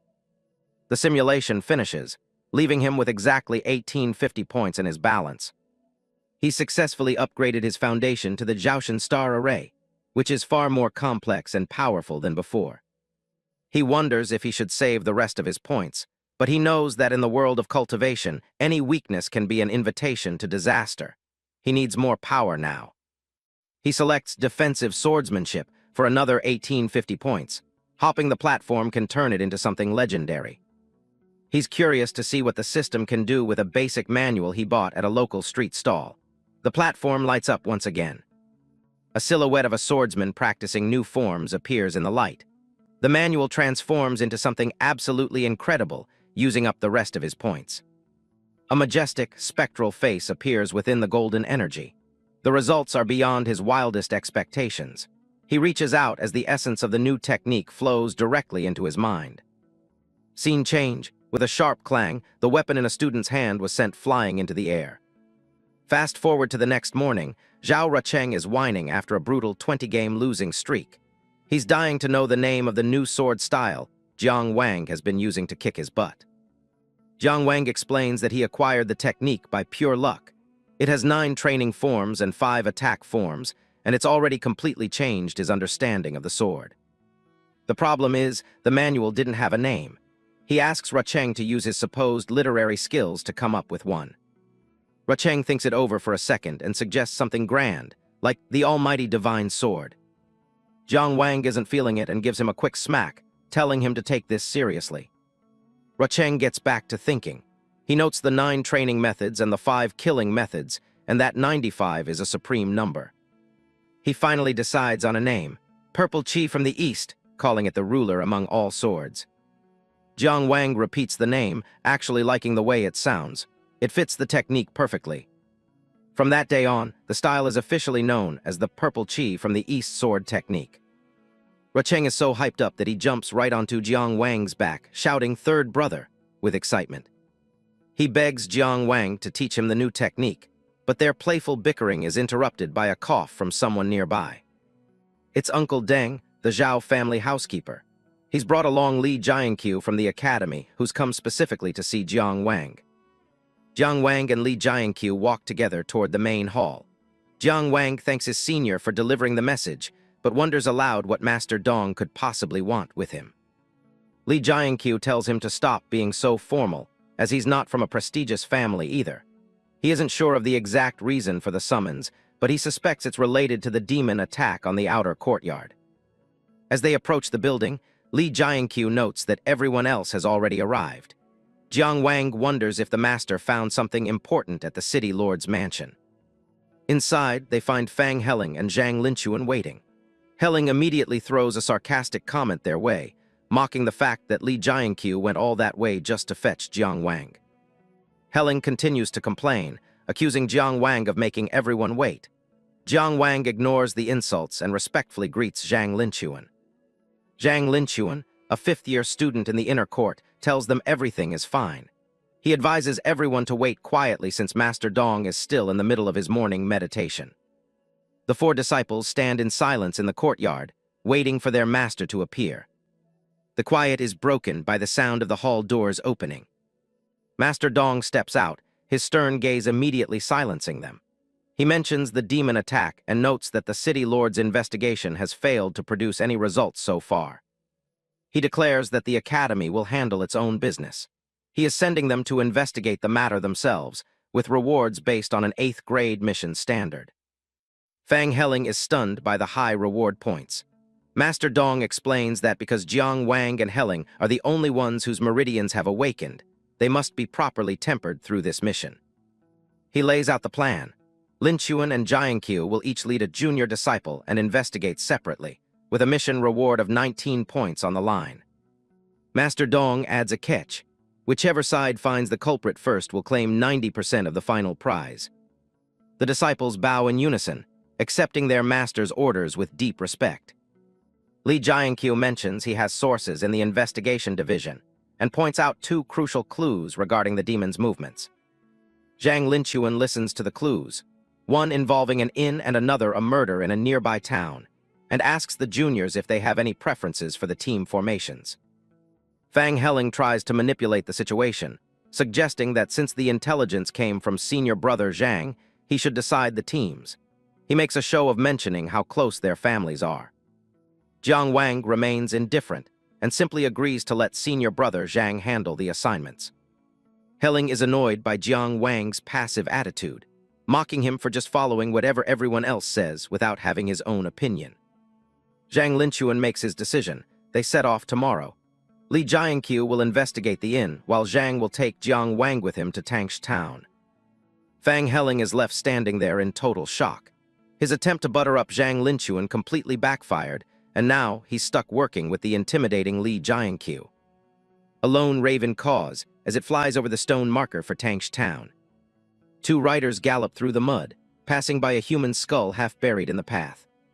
An old woman watches from the shadows of her home as the horses thunder past. Jiang Wang and Zhang Linchuan ride into the silent village, noticing how empty the streets are. Zhang Linchuan smiles, nodding that his junior brother clearly did his research before coming here. Jiang Wang acknowledges the compliment, but his focus stays on the senior who is ranked among the academy elite. They pull up their horses as they are met by a local official waiting in the fog. The man introduces himself as Tang Dun, a constable desperate for the young hero's help. The official leads them through the village, cursing the bastards who ruined this once peaceful place. They stop at a door sealed shut with a heavy lock and a yellow talisman. Zhang Linchuan doesn't hesitate and gives the order to open it up. Tang Dun throws the doors open, revealing the dark interior of the house. Zhang Linchuan covers his nose, bracing himself for whatever is waiting inside. Skeletons of people and animals are scattered across the courtyard like discarded trash. In the dining room, a skeleton is still slumped over a bowl of porridge at the table.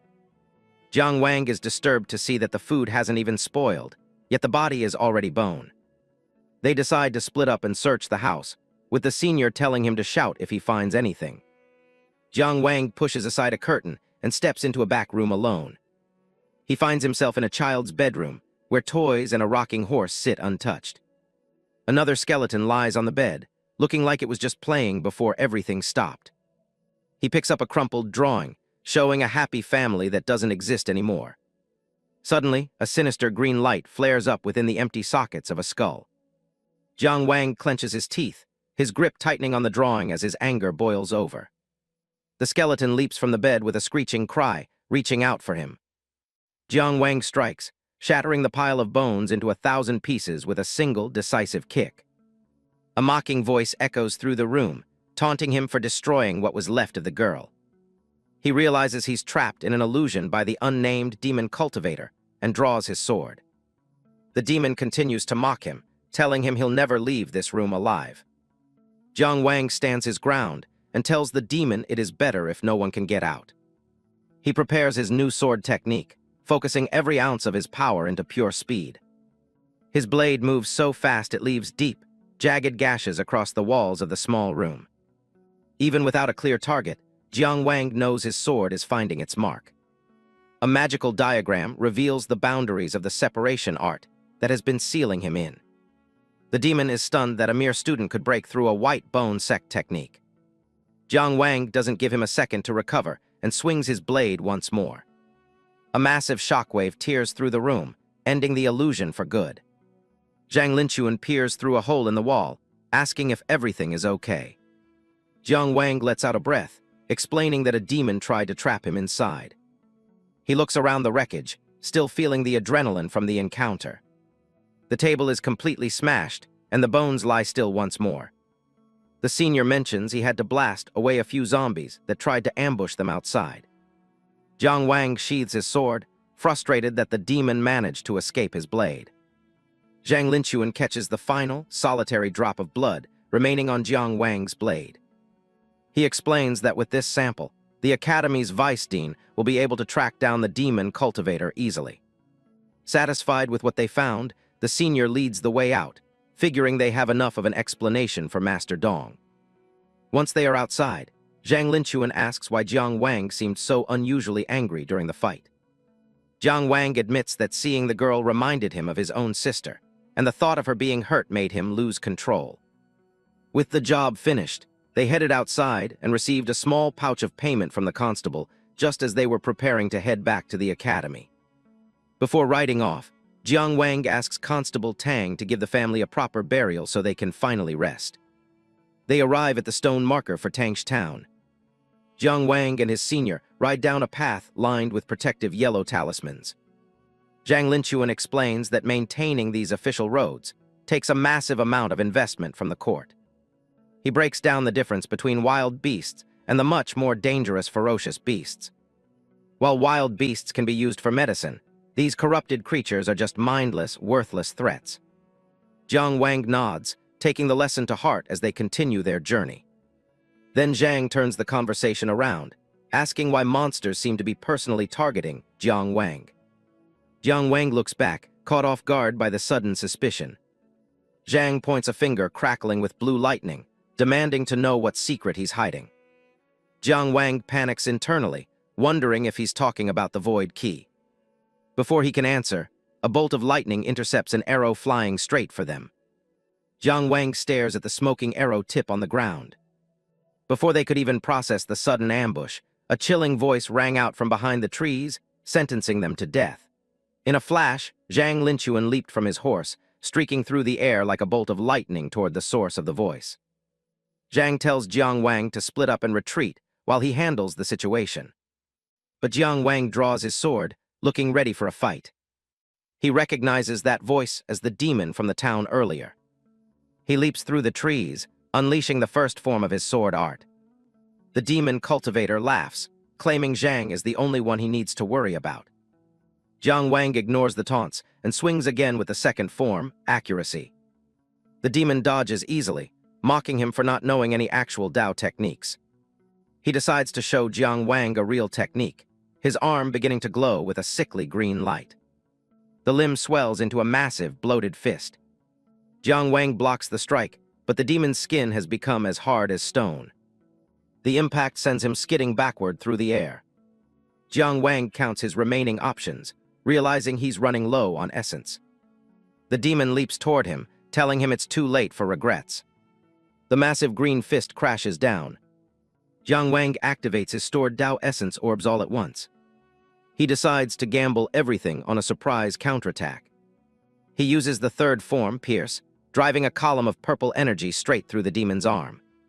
The demon is shocked that his opponent had another trick hidden away. The residual force of the attack sent the demon cultivator crashing into the ground, kicking up a massive cloud of dust and smoke. Gasping for air and reeling from the blast, the cultist struggled to stay on his feet. He took a long, deep breath, preparing to unleash a brand new technique. Realizing he can't win a direct fight, the demon tries to escape. He exhales a cloud of rotting corpse poison mist. The forest is quickly covered in thick green fog.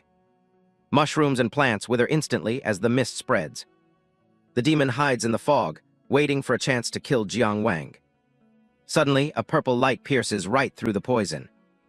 Jiang Wang stands with his sword raised for the fourth form, concentration. His face is set in a mask of pure focus. Jiang Wang unleashed a rapid-fire succession of Dao essence from within his body, putting everything he had into this final, all-out strike. Jiang Wang unleashes the final form of his sword art, focusing all his intent into one strike. The demon cultivator is frozen in shock, unable to believe a low-rank student has this much power. A massive purple energy blade slices through the air, tearing apart everything in its path. The demon is cut down instantly, his body splitting under the force of the blow. He falls to the ground, dead before he even hits the dirt. Jiang Wang stood tall and majestic, even as the sword in his hand shattered into pieces. But the effort takes its toll, and he drops to his knees, gasping for air. He realizes his current cultivation level is barely enough to handle the strain of using all 5 killing forms. He looks up as something moves in the darkness behind a tree. 2 severed heads are tossed onto the ground in front of him. Zhang Linquan steps out, surprised that his junior was able to take down an 8th-rank demon single-handedly. Zhang checks on the area, noting that there's nothing left of the enemy. Zhang wipes the blood from his hands, still marveling at Jiang Wang's swordsmanship. Jiang Wang asks if they can get any information from the corpses left behind.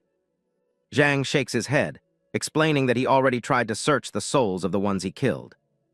He says these cultists have soul-shattering curses engraved in their minds to prevent interrogation. Zhang wants to get him to a clinic, but Jiang Wang insists on reporting to the academy first. Zhang agrees, adding that the damage to the official road formations needs to be reported to the authorities. That night, the lights of the city glow under a crescent moon. In a high-end district, a man is busy entertaining a beautiful guest. This is Su Dong, a high-ranking official who is clearly infatuated with Maya Oyu. He promises her anything she wants, completely oblivious to her true nature. A masked subordinate interrupts to report on the failure at Tangsh Town. Maya Oyu looks out from the balcony, seemingly unbothered by the loss. She told her subordinates that there was no need to send any more secret reinforcements. She is more interested in the young Taoist who killed her people with that mysterious sword technique. The subordinate admits he couldn't find a single record of that style ever being used in the city. Maya Oyu dismisses the man, her mind already elsewhere. The masked man performs a deep bow before vanishing into the night. Maya Oyu muses that if the technique is unknown, the boy must have a very special master. The moon hangs high over the silent buildings. She lies back, whispering to herself about a child of Tao. A fish swims through the dark waters of a pond nearby. Back at the academy, Master Dong attempts a soul search on a captured enemy. The students watch as the master tries to extract intelligence about the group mission. But the soul is completely shattered, leaving behind no memories to read. Fang Helling notes that the level of preparation suggests a very powerful organization. Master Dong cuts him off and asks Zhang for the specific results from Tangsh Town. Zhang reports that they found 3 demon cultivators and that Jiang Wang killed one by himself. Master Dong is genuinely impressed by the junior's growth. Jiang Wang remains humble, saying he only won because the demon was focused on his senior. Master Dong dismisses them, awarding each student 5 Dao merits for completing the mission. Jiang Wang walks with Zhang Linquan and other students, discussing the meager 5-point reward for their mission. Determined to learn more about the Academy's hierarchy, he makes his way to the towering Dao Merit Hall. He enters the hall alone, the weight of the institution's history hanging in the air. The interior is quiet and grand, a place where achievements are recorded in stone and spirit. Standing before the central display, Jiang Wang commands the merit list to reveal itself. A colossal golden scroll of light unfurls, showcasing the names of those who have earned the most merit for the city. He scans the ranks, finding Zhang Linquan impressively situated in 3rd place with 700 points. Just above his senior is Wei Yan, a cultivator from outside the academy who holds the 2nd place spot. Jiang Wang's eyes drift to the pinnacle of the list, curious about the person who stands above them all. He is shocked to see Zhu Weiwo in 1st place with 1,300 points, a score that dwarfs everyone else. He reflects on the legend of Zhu Weiwo, an elusive elite student whose strength is said to be on par with the Academy's deans. Jiang Wang checks out the Dao Merit ranking list. He's looking for the cheapest magical sword he can find to help with his training. He takes a look at a standard magic sword. It's forged from refined steel and can even store a Taoist technique for instant use, but it costs a whopping 300 merit points. Jiang Wang takes a look at it. The utility is great for combining sword moves with spells, but the price is way out of his league right now. Suddenly, a massive face with glowing blue eyes looms over him. A voice booms out, asking if he's the new junior brother. Jiang Wang nearly jumps out of his skin. The guy introduces himself as Wang Changxiang, a 3rd-year student at the academy. Trying to play it cool, Jiang Wang introduces himself as a new arrival to the inner courtyard. Wang Changxiang just laughs and apologizes for scaring him. The upperclassman keeps that friendly grin, saying it must be fate and that they'll see each other around. Jiang Wang watches him go, realizing he just met a real heavy hitter. This Wang Changxiang is ranked 7th on the merit list, way above the seniors he knows. Just as he's thinking about that, someone comes sprinting across the courtyard shouting for their third brother. Jiang Wang takes the letter and tears open the envelope. It's a letter from Aunt Song. She explains that things in Wangjiang City have gone sideways thanks to the Lin family, and she needs him to look after a little girl named Annan for a while. He reads the name Annan, and his expression immediately shifts into something much more serious. Meet Annan, a tiny girl with big eyes who looks a little lost. She softly calls out for her brother. Jiang Wang's buddies are already gathered around. Du Yehu thinks she's the cutest thing ever, while Jiang Wang gently asks her if she's willing to live with him for a bit. Annan looks down, her voice trembling as she asks if her mom doesn't want her anymore. Jiang Wang goes into full panic mode, waving his arms to shut that idea down. He tells her she's just busy and that he's here to keep her company. Then he shoots his friends a look that says, "Help me out here or else." Du Yehu, Linghe, and Zhao Rucheng get the message loud and clear. They all put on their best, trustworthy big brother faces. And just like that, the mood shifts. Annan gets lifted high into the air. The whole crew is hyped up. They decide the best way to cheer her up is a big trip to visit the market in Maplewood City. Du Yehu acts as a human sedan chair, letting Annan ride on his shoulders as they all charge out for some fun. It's a full-on shopping spree. Annan's got snacks in both hands while the guys follow her around, carrying everything else. She even gets brave enough to poke a grumpy dog with her candy stick, while Du Yehu and the others hover behind her, ready to jump in if things get hairy. They spend the rest of the afternoon playing in the fields, trying to get a kite to catch the wind. The kite flies high against the setting sun, a small moment of peace after everything that's happened. But then the string snaps and the kite takes a nosedive, crashing right into the dirt. Jiang Wang tries to comfort her, saying they can just fly it again, but Annan has had enough. She quietly says she just wants to go home.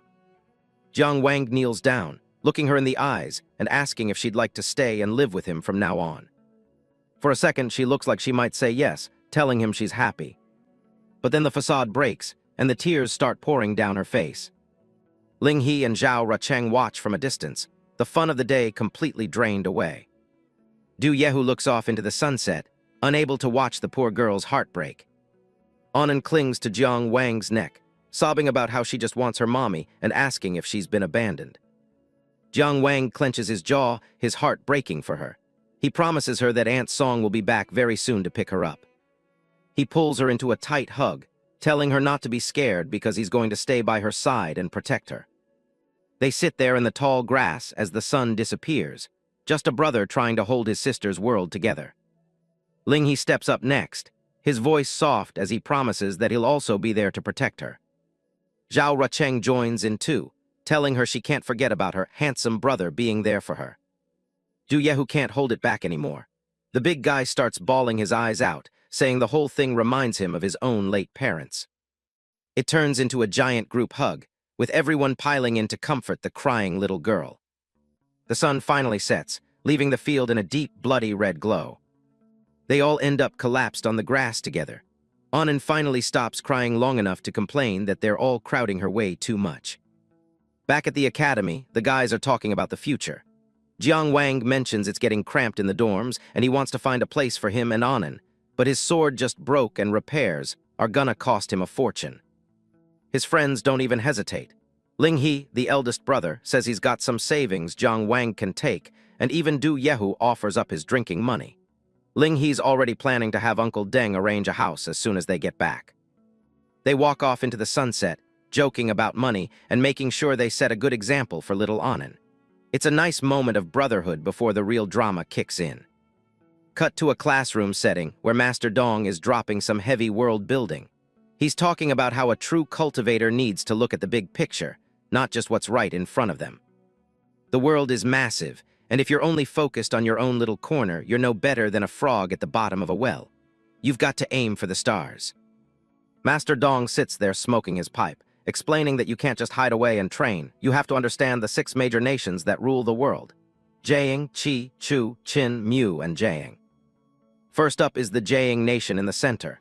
They're the powerhouse overseeing the gate of 10,000 demons, which sounds like a total nightmare. Then you've got the Qi nation out east.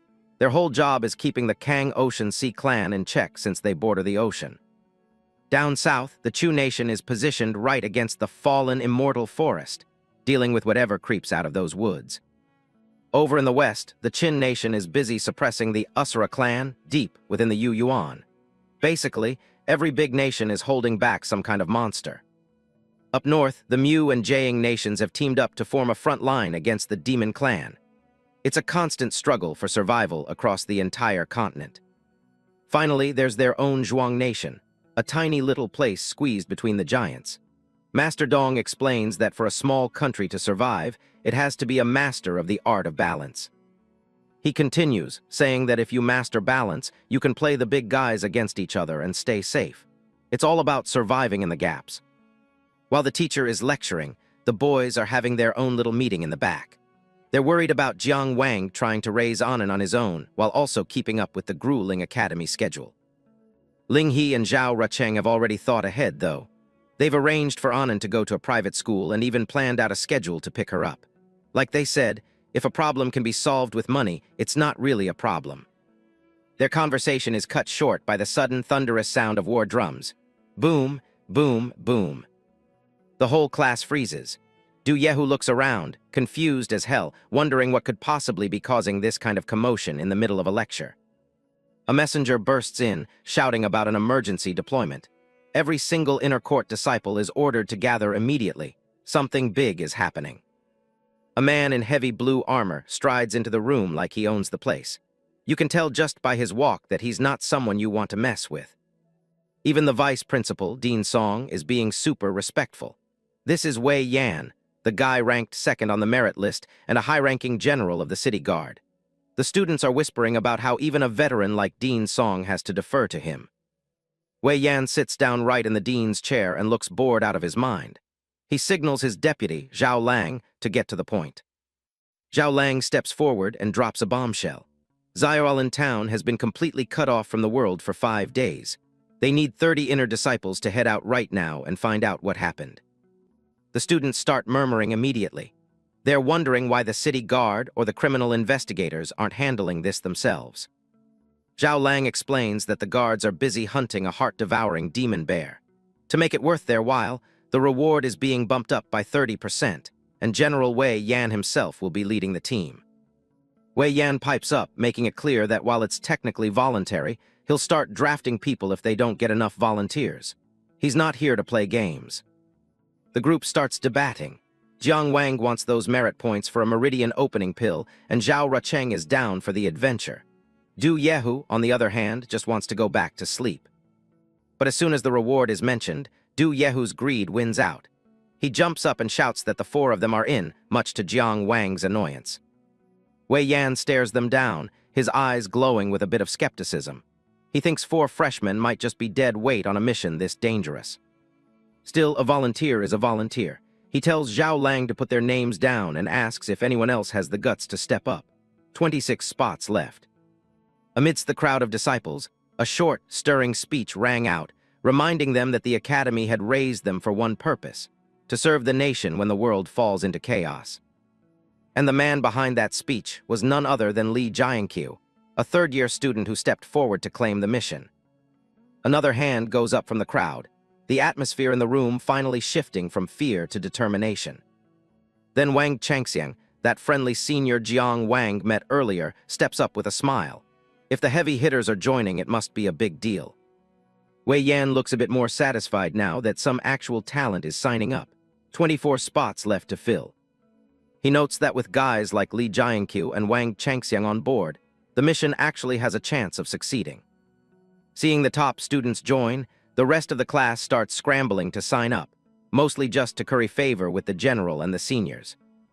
The numbers climb fast, 13 spots, 5 spots, until finally the roster is full. 30 people are ready to go. Wei Yan stands up, looking at the eager faces. He's glad to see they haven't lost their fighting spirit to their textbooks yet. It's time to move out. The sound of horse hooves signals the beginning of the march. They arrive at the outskirts of Xiaolan town, and the scene is chilling. The soldiers already on site look terrified. One of them reports to General Wei that a thick, unnatural fog has completely swallowed the town. Anyone who went in to investigate hasn't come back. It's so eerie that the regular constables won't even go near it. Looking over the ridge, they see a massive, swirling black vortex of clouds and lightning hanging over the town like a curse. This isn't just a regular disaster. This is something far worse.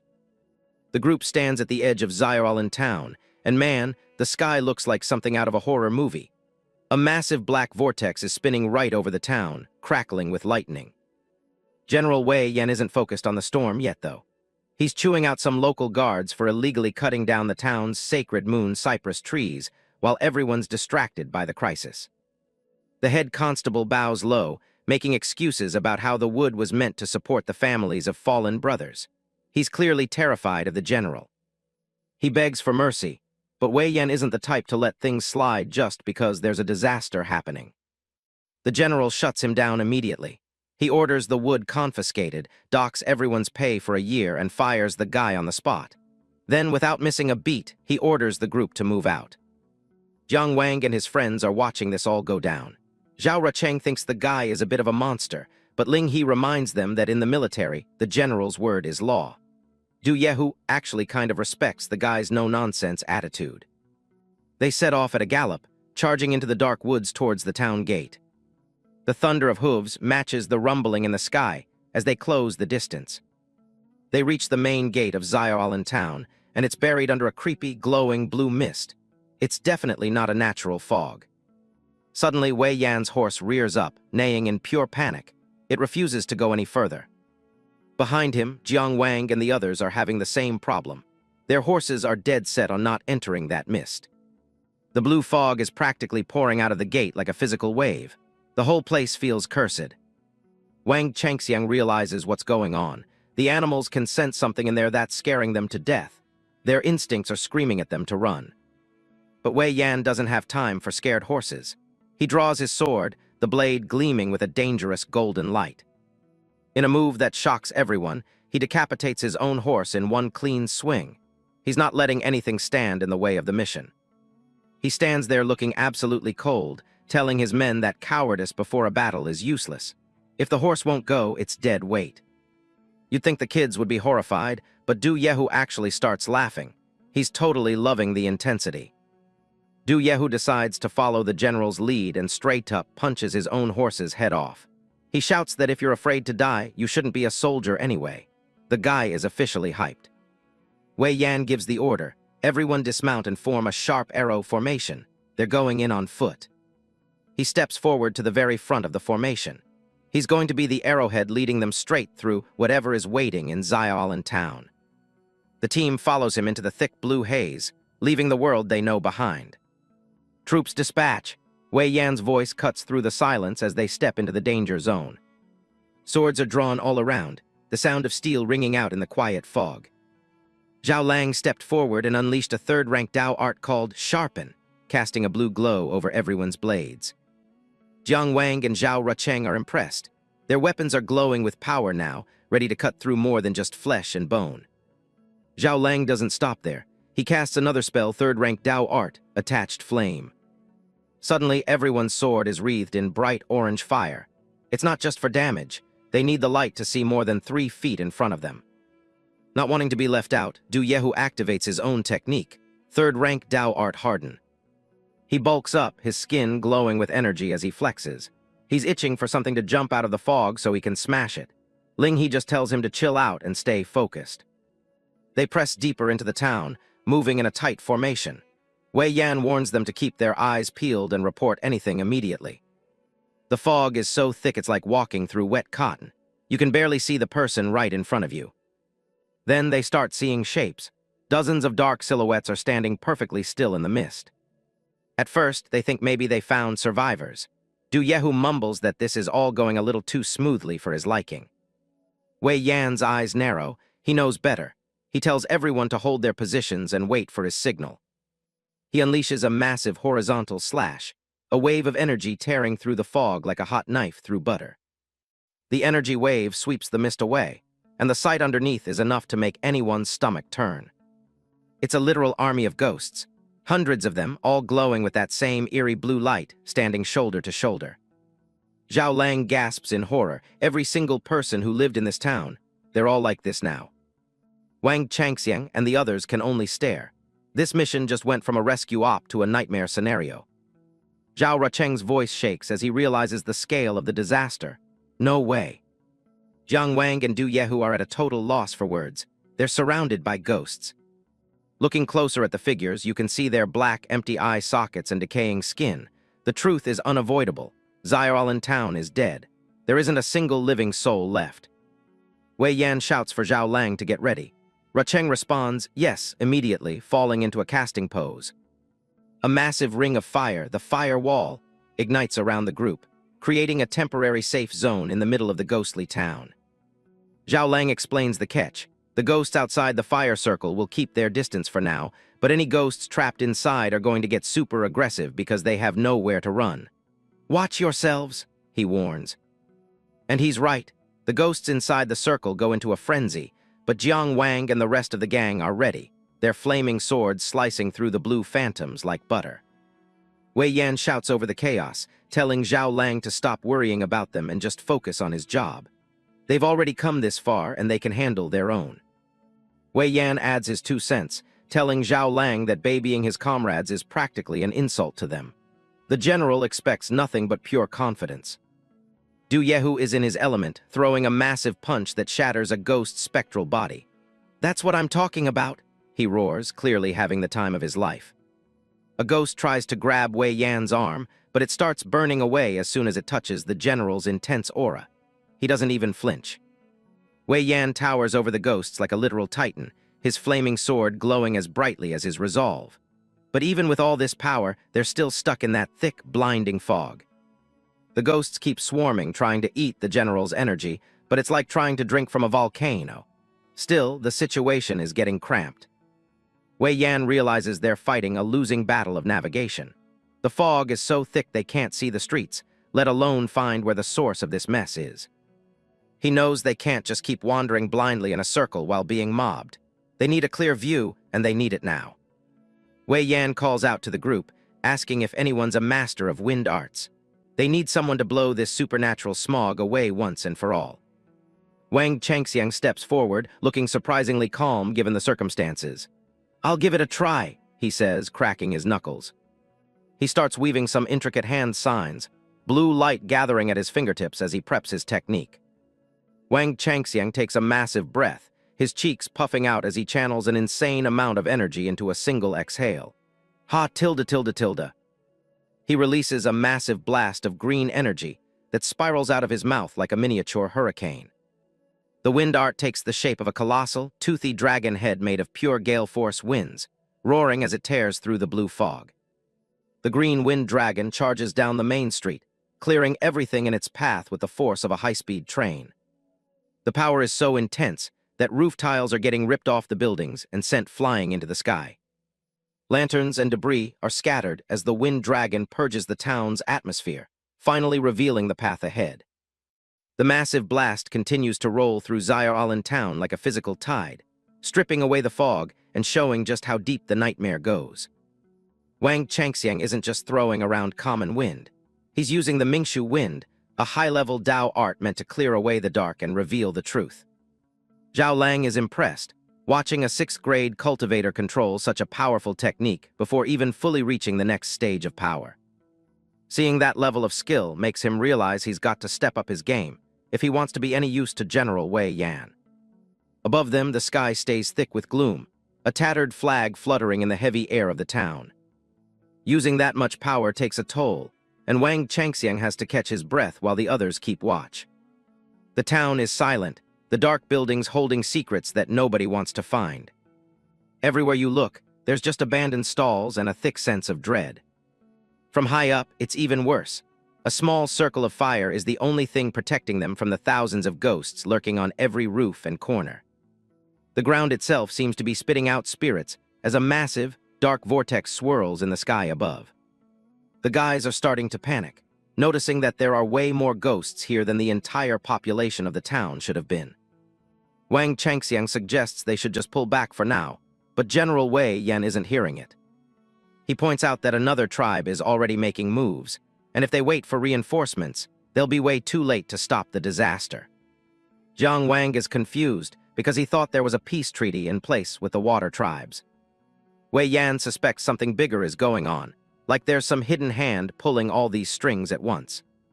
He grips his sword tight, ready to force his way through whatever's coming. He tells everyone that they're settling this today, but he gives them an out. If anyone's too scared, they can leave now. Without waiting for a response, the general charges straight into the chaos.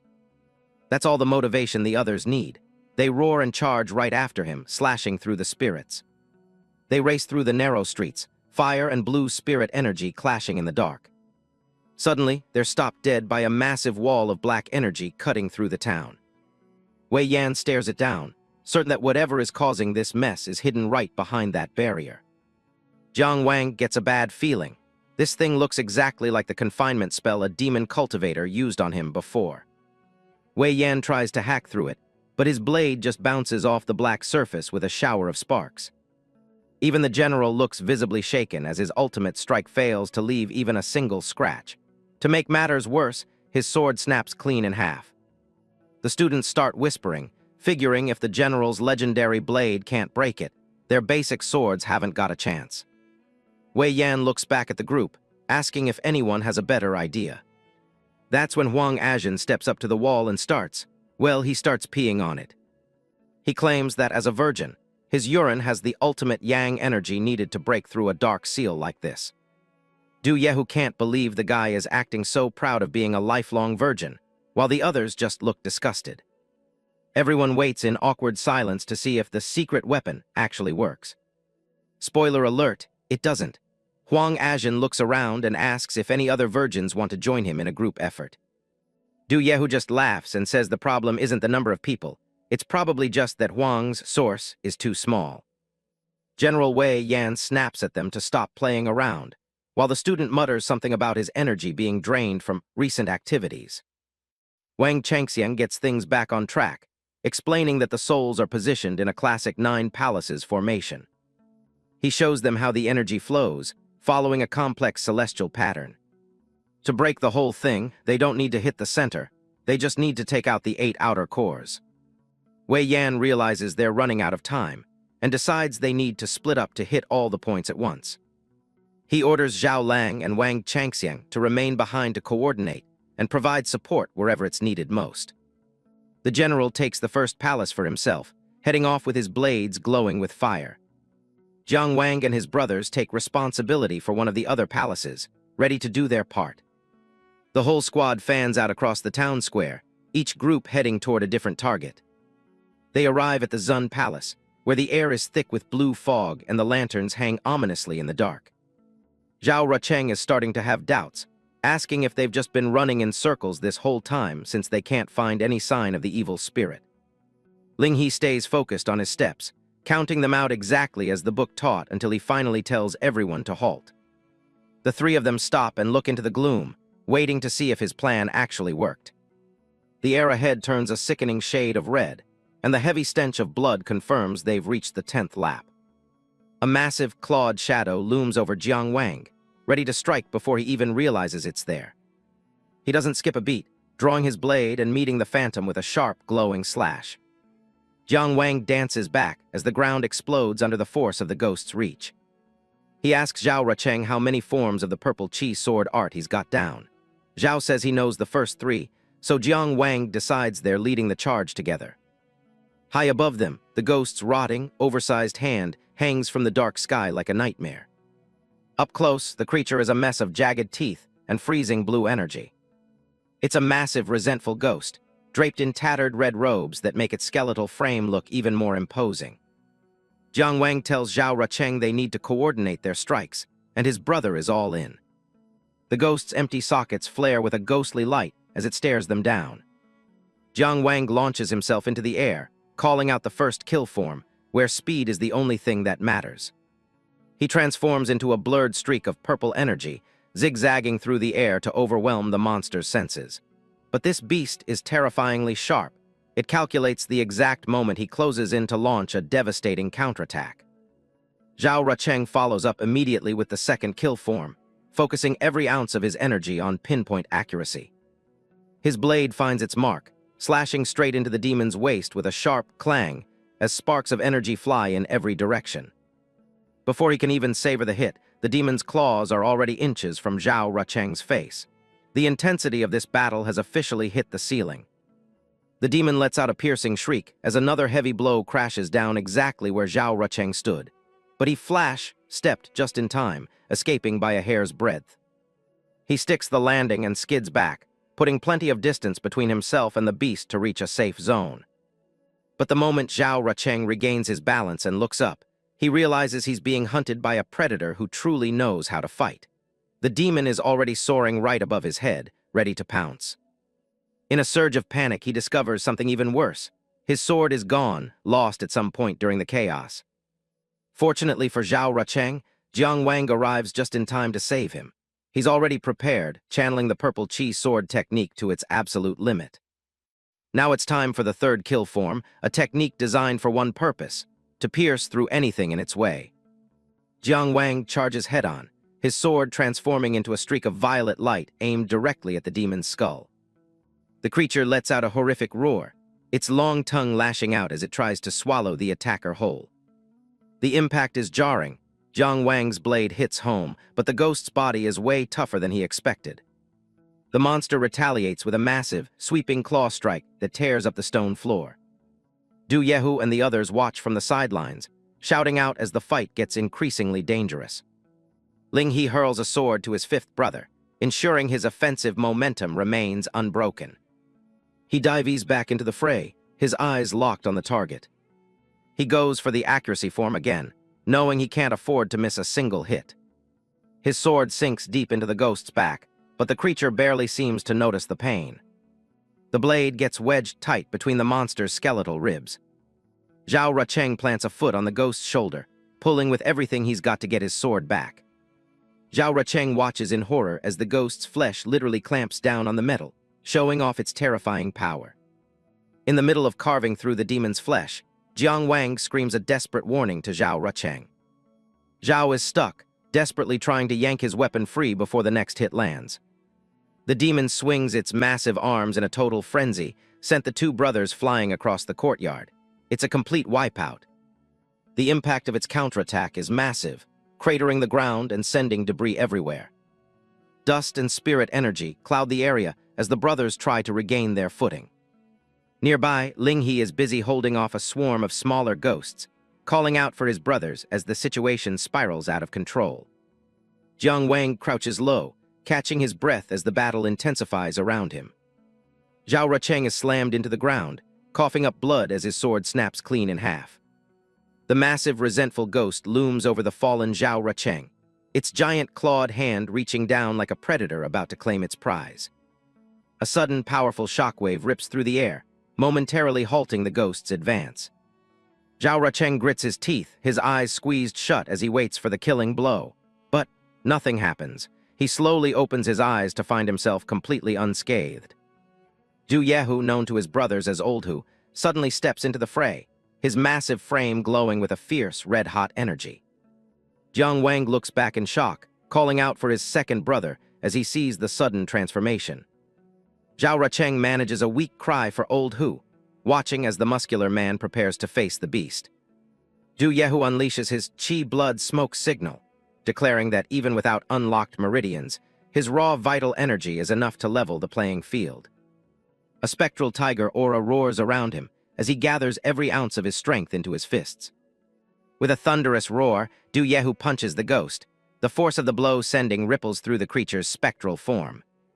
Jiang Wang encourages him, knowing this blinding display of power is their best chance to disrupt the monster's vision. Du Yehu's skin turns a deep, burning crimson, and steam begins to rise from his overheating body. His muscles bulge and hiss with extreme heat as he pushes his physical limits beyond what any normal human should endure.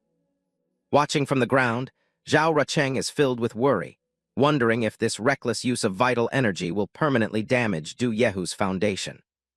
Du Yehu shouts at him to stop worrying and get out of the way, forcefully shoving Zhao Rucheng back to safety. The ghost is momentarily lost within the thick clouds of steam and blood-red smoke. However, the monster is far from defeated, as the many eyes hidden on its head begin to glow with a malevolent light. The ghost lashes out with its oversized arm, the ground shattering beneath its heavy strike. It reaches into the illusory mist, snatching a dozen resentful spirits in one fell swoop. The creature uses its 2 pairs of hands to rip those resentful spirits apart, their flickering blue essence trapped within its long, spindly fingers. The demon starts tossing the severed heads of the resentful spirits into its gaping maw to activate its soul-eater magic. One by one, it devours the flickering blue souls, fueling its dark power to terrifying new heights. As it feeds, more eyes snap open across its brain-like skull, darting around in search of more prey. The monster's head twitches violently as dozens of pupils dart around in a chaotic frenzy, its power surging with every soul it devours. Jiang Wang realizes with a sinking heart that their distraction didn't work. The ghost's many eyes have already found them. The resentful ghost lets out a piercing shriek, blue energy erupting from the glowing core in its chest. Not one to back down, Du Yehu leaps back into the air, his fists clenched as he prepares to hammer the ghost into the ground. He tells Jiang Wang to stay back for now, vowing to hold the beast off and leaving the rest of the fight to him. Du Yehu clashes head-on with the monster's glowing claws, a chaotic explosion of red and blue energy erupting between them. Jiang Wang takes the opportunity to center himself, combining his first and second kill forms into a single, lethal strike. He lashes out with a barrage of purple energy slashes, moving faster than the eye can follow. His blade bites deep into the ghost's spectral hide, tearing away chunks of its corrupted essence. The monster roars in agony, its long tongue lashing out as it feels the sting of Jiang Wang's sword. In a total frenzy, the monster lunges a massive attack directly at Du Yehu, but he manages to raise his arms just in time to take a defensive stance. The ghost's counterattack is brutal, sending Du Yehu tumbling across the stone floor and through a pile of scattered debris. "Second brother," Jiang Wang screams, his heart racing as he sees his friend take such a heavy hit. The resentful ghost isn't finished, swinging a wide arc of freezing blue energy toward the brothers. Jiang Wang narrowly avoids that barrage of projectiles, but another strike is already breathing down his neck the very next second. Du Yehu scrambles to his feet, throwing his entire weight once more to hold back the demon's massive limb. He just saved Jiang Wang from a fatal blow. He grapples with the creature's clawed hand, his muscles straining as he tries to pin the much larger monster in place. "Do it now," Du Yehu bellows, his voice hoarse as he puts everything he has left into holding the line. Jiang Wang doesn't waste the opening, his blade glowing with a brilliant violet light as he prepares the purple chi from the East Sword technique.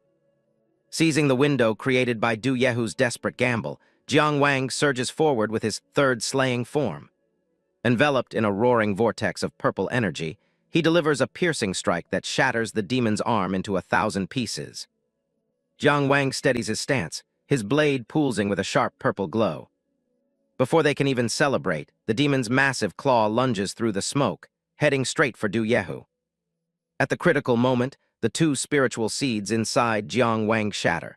His final lifeline has officially been activated. In a heartbeat, he streaks forward, intercepting the demon's massive claw with a terrifying display of strength. In a life-or-death struggle like this, absolute concentration is the only key to survival. The protagonist can feel his reserves hitting rock bottom. He's running on fumes, but he knows he has to give it his all. He pours every last drop of his energy into a massive wave of sword chi. The many-eyed monster lets out a piercing screech as the energy hits home. But even that isn't enough to stop the demon. With a final, desperate struggle, it flings both of them backward with overwhelming force. The monster's arm is severed, sending it into a roaring frenzy as thick black fluid gushes out, steaming with a foul stench. Nearby, the other 2 brothers are also struggling. Ling He shouts for Zhao Rucheng to back up Du Yehu and Jiang Wang, emphasizing that he must aim straight for the eye on the demon's chest.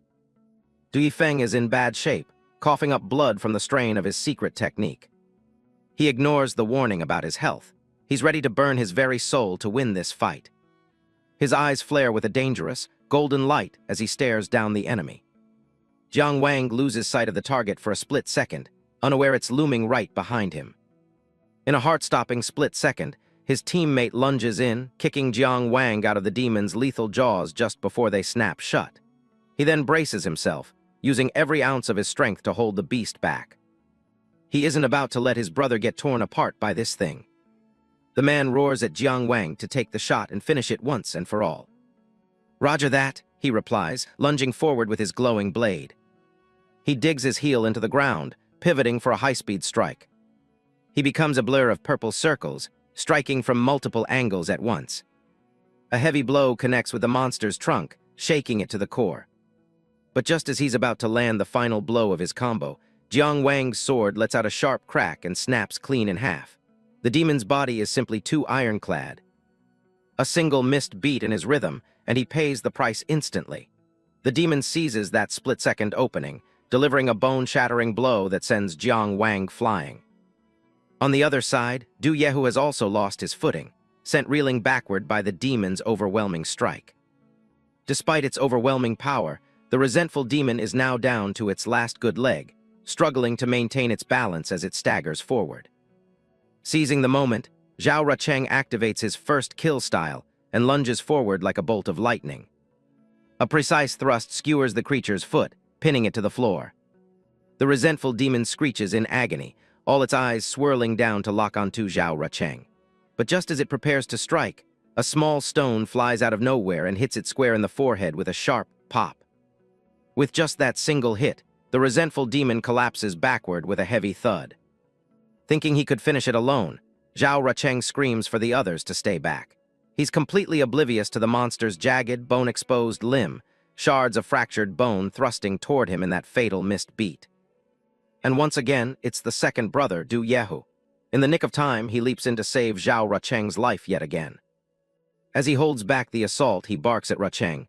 "What's with that look? I'm your second brother, for God's sake. I'll protect you guys to the bitter end. Did you really think I'd just stand by and watch?"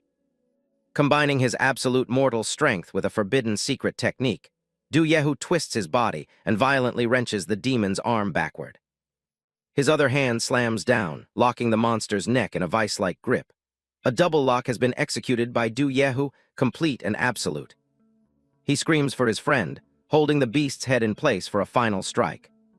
In response, Jiang Wang leaps into the air, his blade poised and ready as a streak of purple lightning flashes across the steel. The tip of his blade finds the monster's central eye and pierces straight through. He follows through, burying the entire sword in the beast's chest core. It lets out a terrifying howl as its body continues to thrash around in a mad frenzy. Jiang Wang is stunned to see the creature thrashing even more violently than before.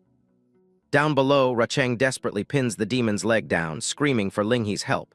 He's at his absolute limit. He begs him to find a way, and fast. The situation is spiraling out of control. The demon's skull is swelling up as if it's undergoing a gruesome mutation, while its many eyes begin to erupt with beams of blinding white light. Linghe starts piecing together the clues, realizing there's more to this than just a random monster. He calls out to the group, pointing out that the obvious weak spot on its chest is just a decoy. Linghe reaches up and draws his hairpin, gripping it tight as he braces for his next move. The eldest brother builds his momentum, locking onto the true target with chilling precision. He shouts it out for everyone to hear. The real vulnerability is the square hole in the coin on its forehead. He slams his foot down, bracing himself for the impact of the final strike. He launches into the air, a golden aura surrounding him as he moves in for the kill. The whole team is on high alert, screaming their hearts out as the battle reaches its climax. The beast thrashes, its many eyes frantic as it realizes its secret is out.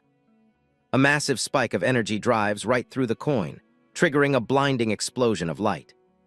Gold coins shatter and fly everywhere, the monster's defensive formation finally breaking apart. Du Yifeng grabs the beast by the head, grinning through the chaos because they actually pulled it off. The dust starts to settle, revealing an old man watching the whole thing from a rooftop nearby. The man just nods, looking completely unfazed by the carnage he just witnessed. This mysterious man is Uncle Deng, who's just standing there enjoying the show instead of lending a hand. Back with our protagonists, the demon's body begins to erupt in a series of grotesque bubbles. The group stares at the sight, sensing that something is still very, very wrong. The demon's corpse begins to bloat and expand at a terrifying speed. Ling He urgently shouts for his brothers to scatter. Lin He realizes the energy inside is surging out of control now that the core is gone.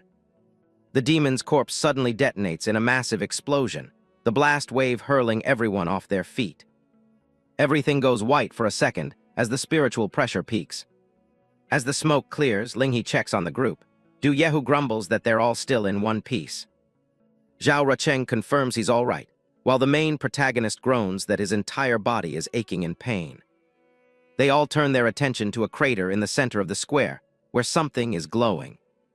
It's the formation core, a green orb vibrating with leftover power. Miles away, someone is watching the entire scene through a magical mirror. A woman with long red nails holds the device, a cold smile on her lips. She snaps the mirror shut, clearly unimpressed with the display of heroism she just saw.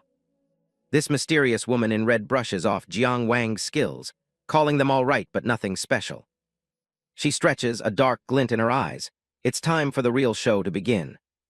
She activates a high-level technique, one that promises to tear the world of the living and dead apart. Her gaze shifts toward a colossal wooden coffin standing right in the heart of the graveyard. She respectfully invites someone called the Third Elder to join the fray. The massive wooden lid slowly creaks open, and a wave of eerie green mist comes rushing out from within. A pair of pale, skeletal feet step onto the cracked earth, moving with a creepy steadiness. The newcomer is a living nightmare, nothing but bone wrapped in a thin layer of skin. This skeletal monstrosity looms ominously over the sacrificial altar. Chants echo through the air, speaking of gods returning from the abyss to cast light on the world. Meet the Third Elder of the Tao, a skeletal freak with iron spikes driven through his own flesh. The ritual is in full swing now, with hooded figures praying around their grisly centerpiece. The Elder lets out a bone-chilling roar, demanding a sacrifice for the return of the mysterious entity. A blade flashes, and the sacrifice begins with a brutal slit of a throat.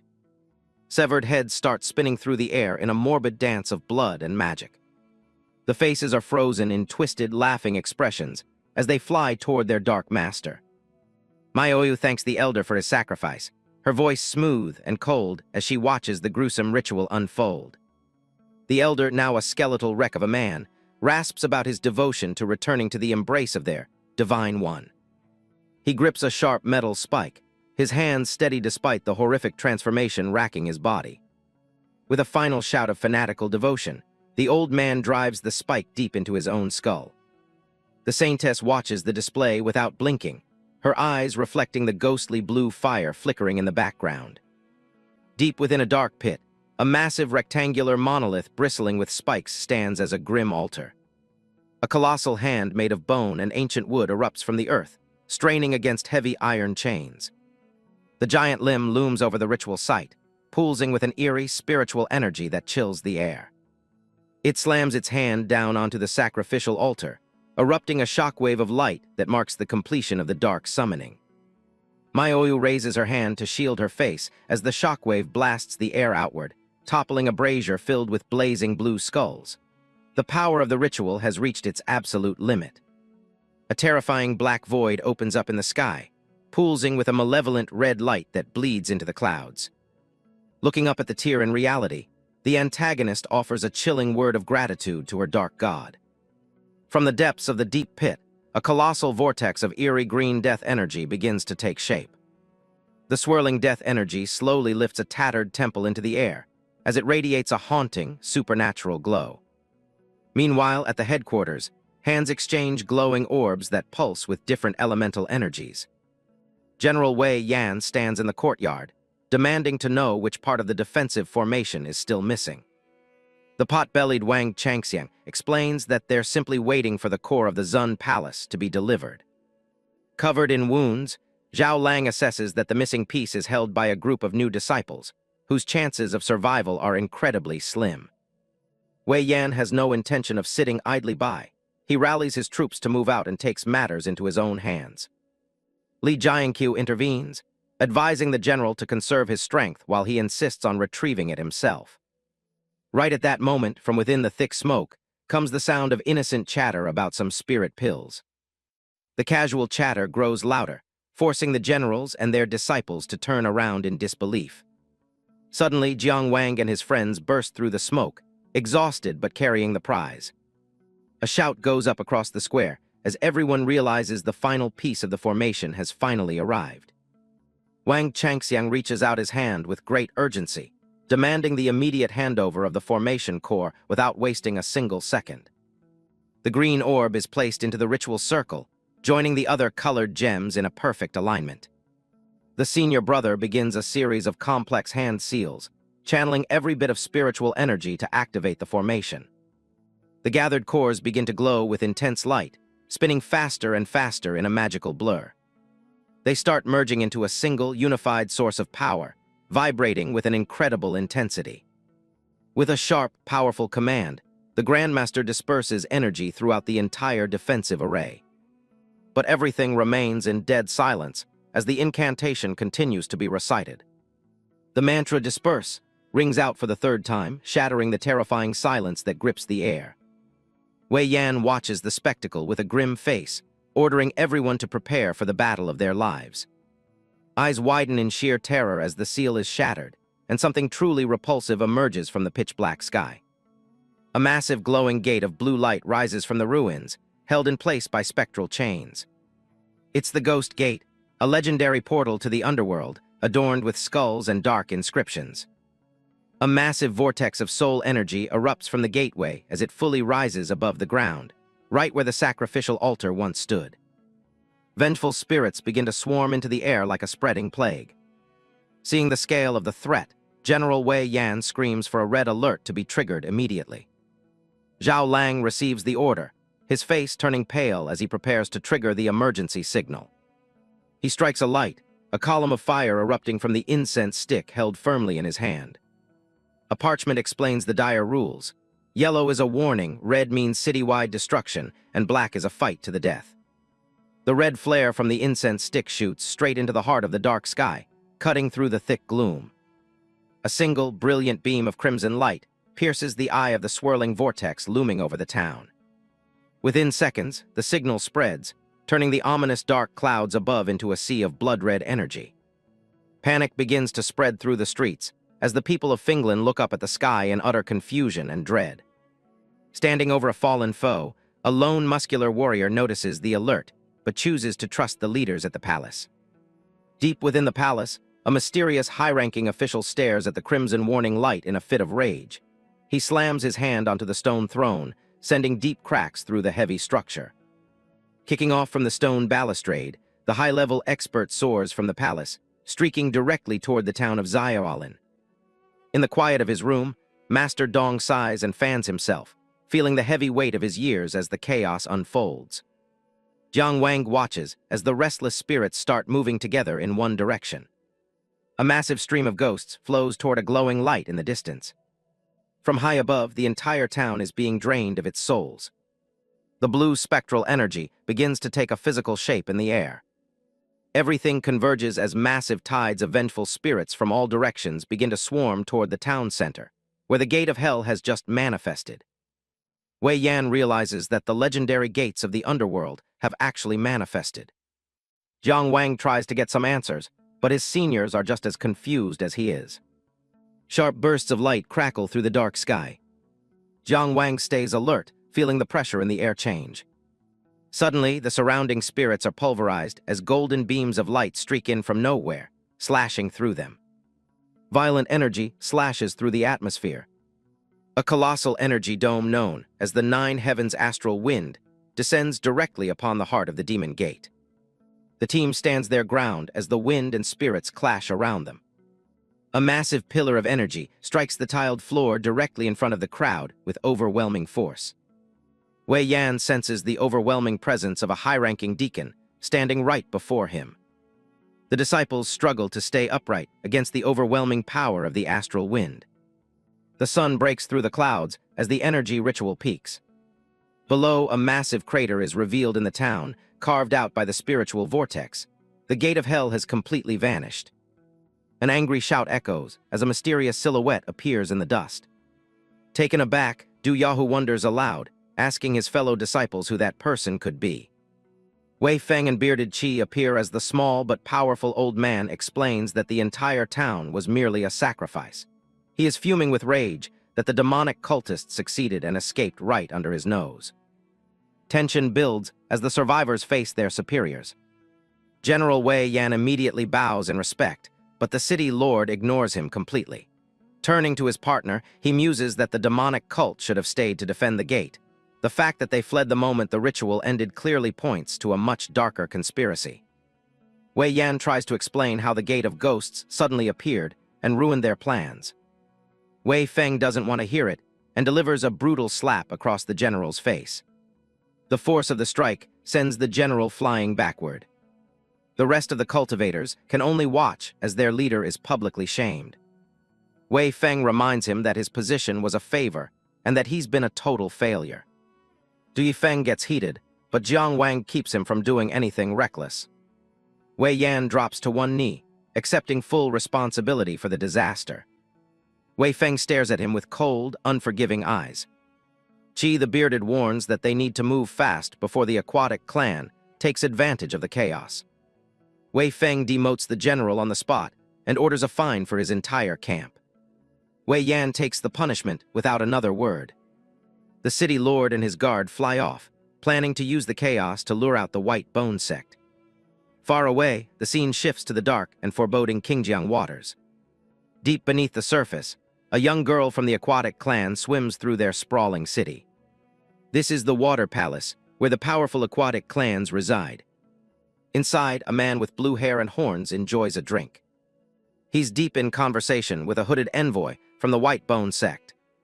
Song Qingyu sees right through the messenger's games, dismissing his attempts at manipulation. The White Bone envoy tries to pressure Song Qingyu, bringing up his father's history. Song Qingyu isn't interested, slamming his cup and calling for his guards. He orders the guests to be escorted out, refusing to assist the cult with their land-based schemes. The envoy can see he's getting nowhere with his demands. Song Qingyu makes it clear that betraying his father's honor is out of the question. A pufferfish teapot pours out some tea as the talk reaches a standstill. He warns that leaving the water means losing their foundation and asks if they can afford his help. The hooded figure reveals their best offering, a complete dragon pearl. Song Qingyu admits it's a precious gift, but he doesn't drop his guard. He takes a drink, still dismissive of the envoy's manipulation.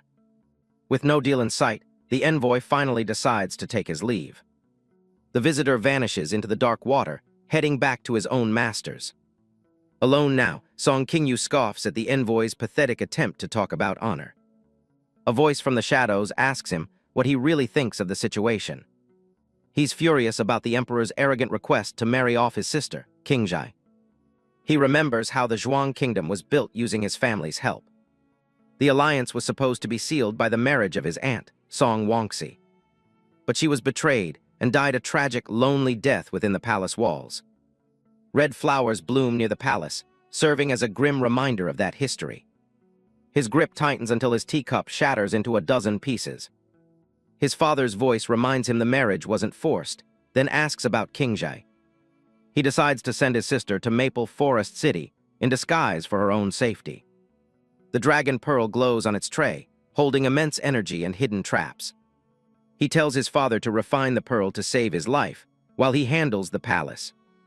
Back at the academy, Du Yifeng talks about the high price of Meridian pills. A fellow disciple picks his nose while gossiping about Wang Changxiang's spending habits. Jiang Wang wonders why a top student like him would even need such a pill. They whisper about a family secret, that the genius has an older brother. In a quiet corner of the city, a hand pushes open an old wooden door. A man in plain robes walks across his humble courtyard. An orange cat dozes on a bench, completely undisturbed by the world. The man stands alone in the yard, looking like any other ordinary citizen. A simple meal of steamed meat and vegetables was served immediately as soon as Wang Changxiang arrived home. "Dinner's ready," Wang Changxiang's older brother shouted, though the house felt strangely empty. He carries the trays toward the outdoor table with practiced ease. He calls for the cat Little Jew to come and join him for the food. The cat jumps onto the stool, eager for its share of the meal. It happily munches on its own small bowl of rice, looking very satisfied. The man eats in silence, his face worn and tired. Wang Changxiang didn't even pick up his chopsticks. Instead, he softly called out to his older brother. Wang Changji looks up, shocked to see his talented brother at his table. The two sat together in the silent courtyard, their conversation weighed down by a heavy heart. Wang Changxiang tells his brother about the mysterious disappearance of everyone in Xiaolan town. Wang Changji remained silent, seemingly indifferent, his face devoid of emotion as he gripped his chopsticks. Wang Changxiang went on for a while, but his brother brushed it aside, saying the academy and the judiciary would handle the matter. Changji sighs, admitting he's a useless person who can't even begin to grasp Dao techniques. He looks at his brother, feeling like a disgrace to the Wang family name. He tries to feed some greens to their cat, Xiao Ju, telling the pet it needs more than just meat. The cat responds with a sharp scratch to Changji's hand. He doesn't even scold the animal, comparing its stubborn nature to his own lack of talent. Changxiang ignores the self-pity and pulls something special out of his robe. He reveals a small, round pill that glows with a faint spiritual light. Changji is speechless, realizing his brother spent a fortune in merits for an open Meridian pill. Changxiang urged his brother not to give up, as he held high expectations for his future. But Changji only sighed, saying it was time to end the conversation right there. He even offers a bit of food to the cat, hoping it might make the beast a little kinder. Stunned, Changxiang snatched the elixir back before Changji could let the cat get a taste. Because of its cost, he let him know that 1,500 merit points is no small number. Changji quickly takes his leave, joking that their father will nag them both if he hears about this. Under the morning light, the Grand Dao Academy is already bustling with students. One disciple demonstrates a flame blade technique, manifesting a sword of pure fire. Master Xiao Tianmian, the legendary Xiao Iron Face, watches the display with a critical gaze. He gives a rare bit of praise, while admitting that even he took 50 days to lay his foundation. The master then turns his attention to Jiang Wang, calling him forward to demonstrate the technique. Jiang Wang is completely zoned out, worrying about the poor durability of his current sword. He's lost in a daydream about how powerful a real magic weapon would be in his hands. He calculates the cost, realizing he's still far from the 500 merits needed for a standard sword. His internal monologue is shattered when Master Xiao screams his name across the hall. The master is furious that someone has the nerve to daydream during his technique class. Jiang Wang can only apologize, admitting that he hasn't even reached the foundation level yet. Master Xiao is insulted by the honesty, calling him unappreciative of the path he's on. He delivers a harsh sentence, copy the Purple Void scripture 100 times before returning to class. After class, his friends gather to discuss the impossible length of the 30,000 character scripture. Di Feng offers to help him with the workload, but Jiang Wang knows he has to do it himself. A fellow student expresses surprise that someone with Jiang Wang's reputation is struggling so much. Jiang Wang thanks them for the concern, but leaves to pick up his little sister, Annan. That student stood there with a goofy expression, still in shock after being completely ignored by the whole group. Jiang Wang heads to a popular local spot known for its delicious Kai Jai lamb meat. He orders a lavish spread of sliced meat, soup, and fresh buns. He surprises Annan with the meal, fulfilling his promise to treat her if she studied hard. The little girl is delighted, shoving a large bun into her mouth immediately. Jiang Wang watches her eat, reminding her not to rush and to enjoy the food. Annan looks up with yellow eyes, asking if he's ever been scolded by his own teachers. A flush of embarrassment hits Jiang Wang as he remembers his recent punishment. He takes a calm sip of tea and tells a bold-faced lie, claiming his teachers are always satisfied. The restaurant is full of diners, but Jiang Wang's focus is entirely on his happy sister. After Annan finishes her meal, only empty plates and bowls are left on the table. Annan notices that her brother only drank soup, but Jiang Wang insists he's already eaten and isn't hungry. As Jiang Wang tightens his belt, his stomach lets out a loud, traitorous growl. Annan looks at him with wide, knowing eyes, having heard his stomach grumble.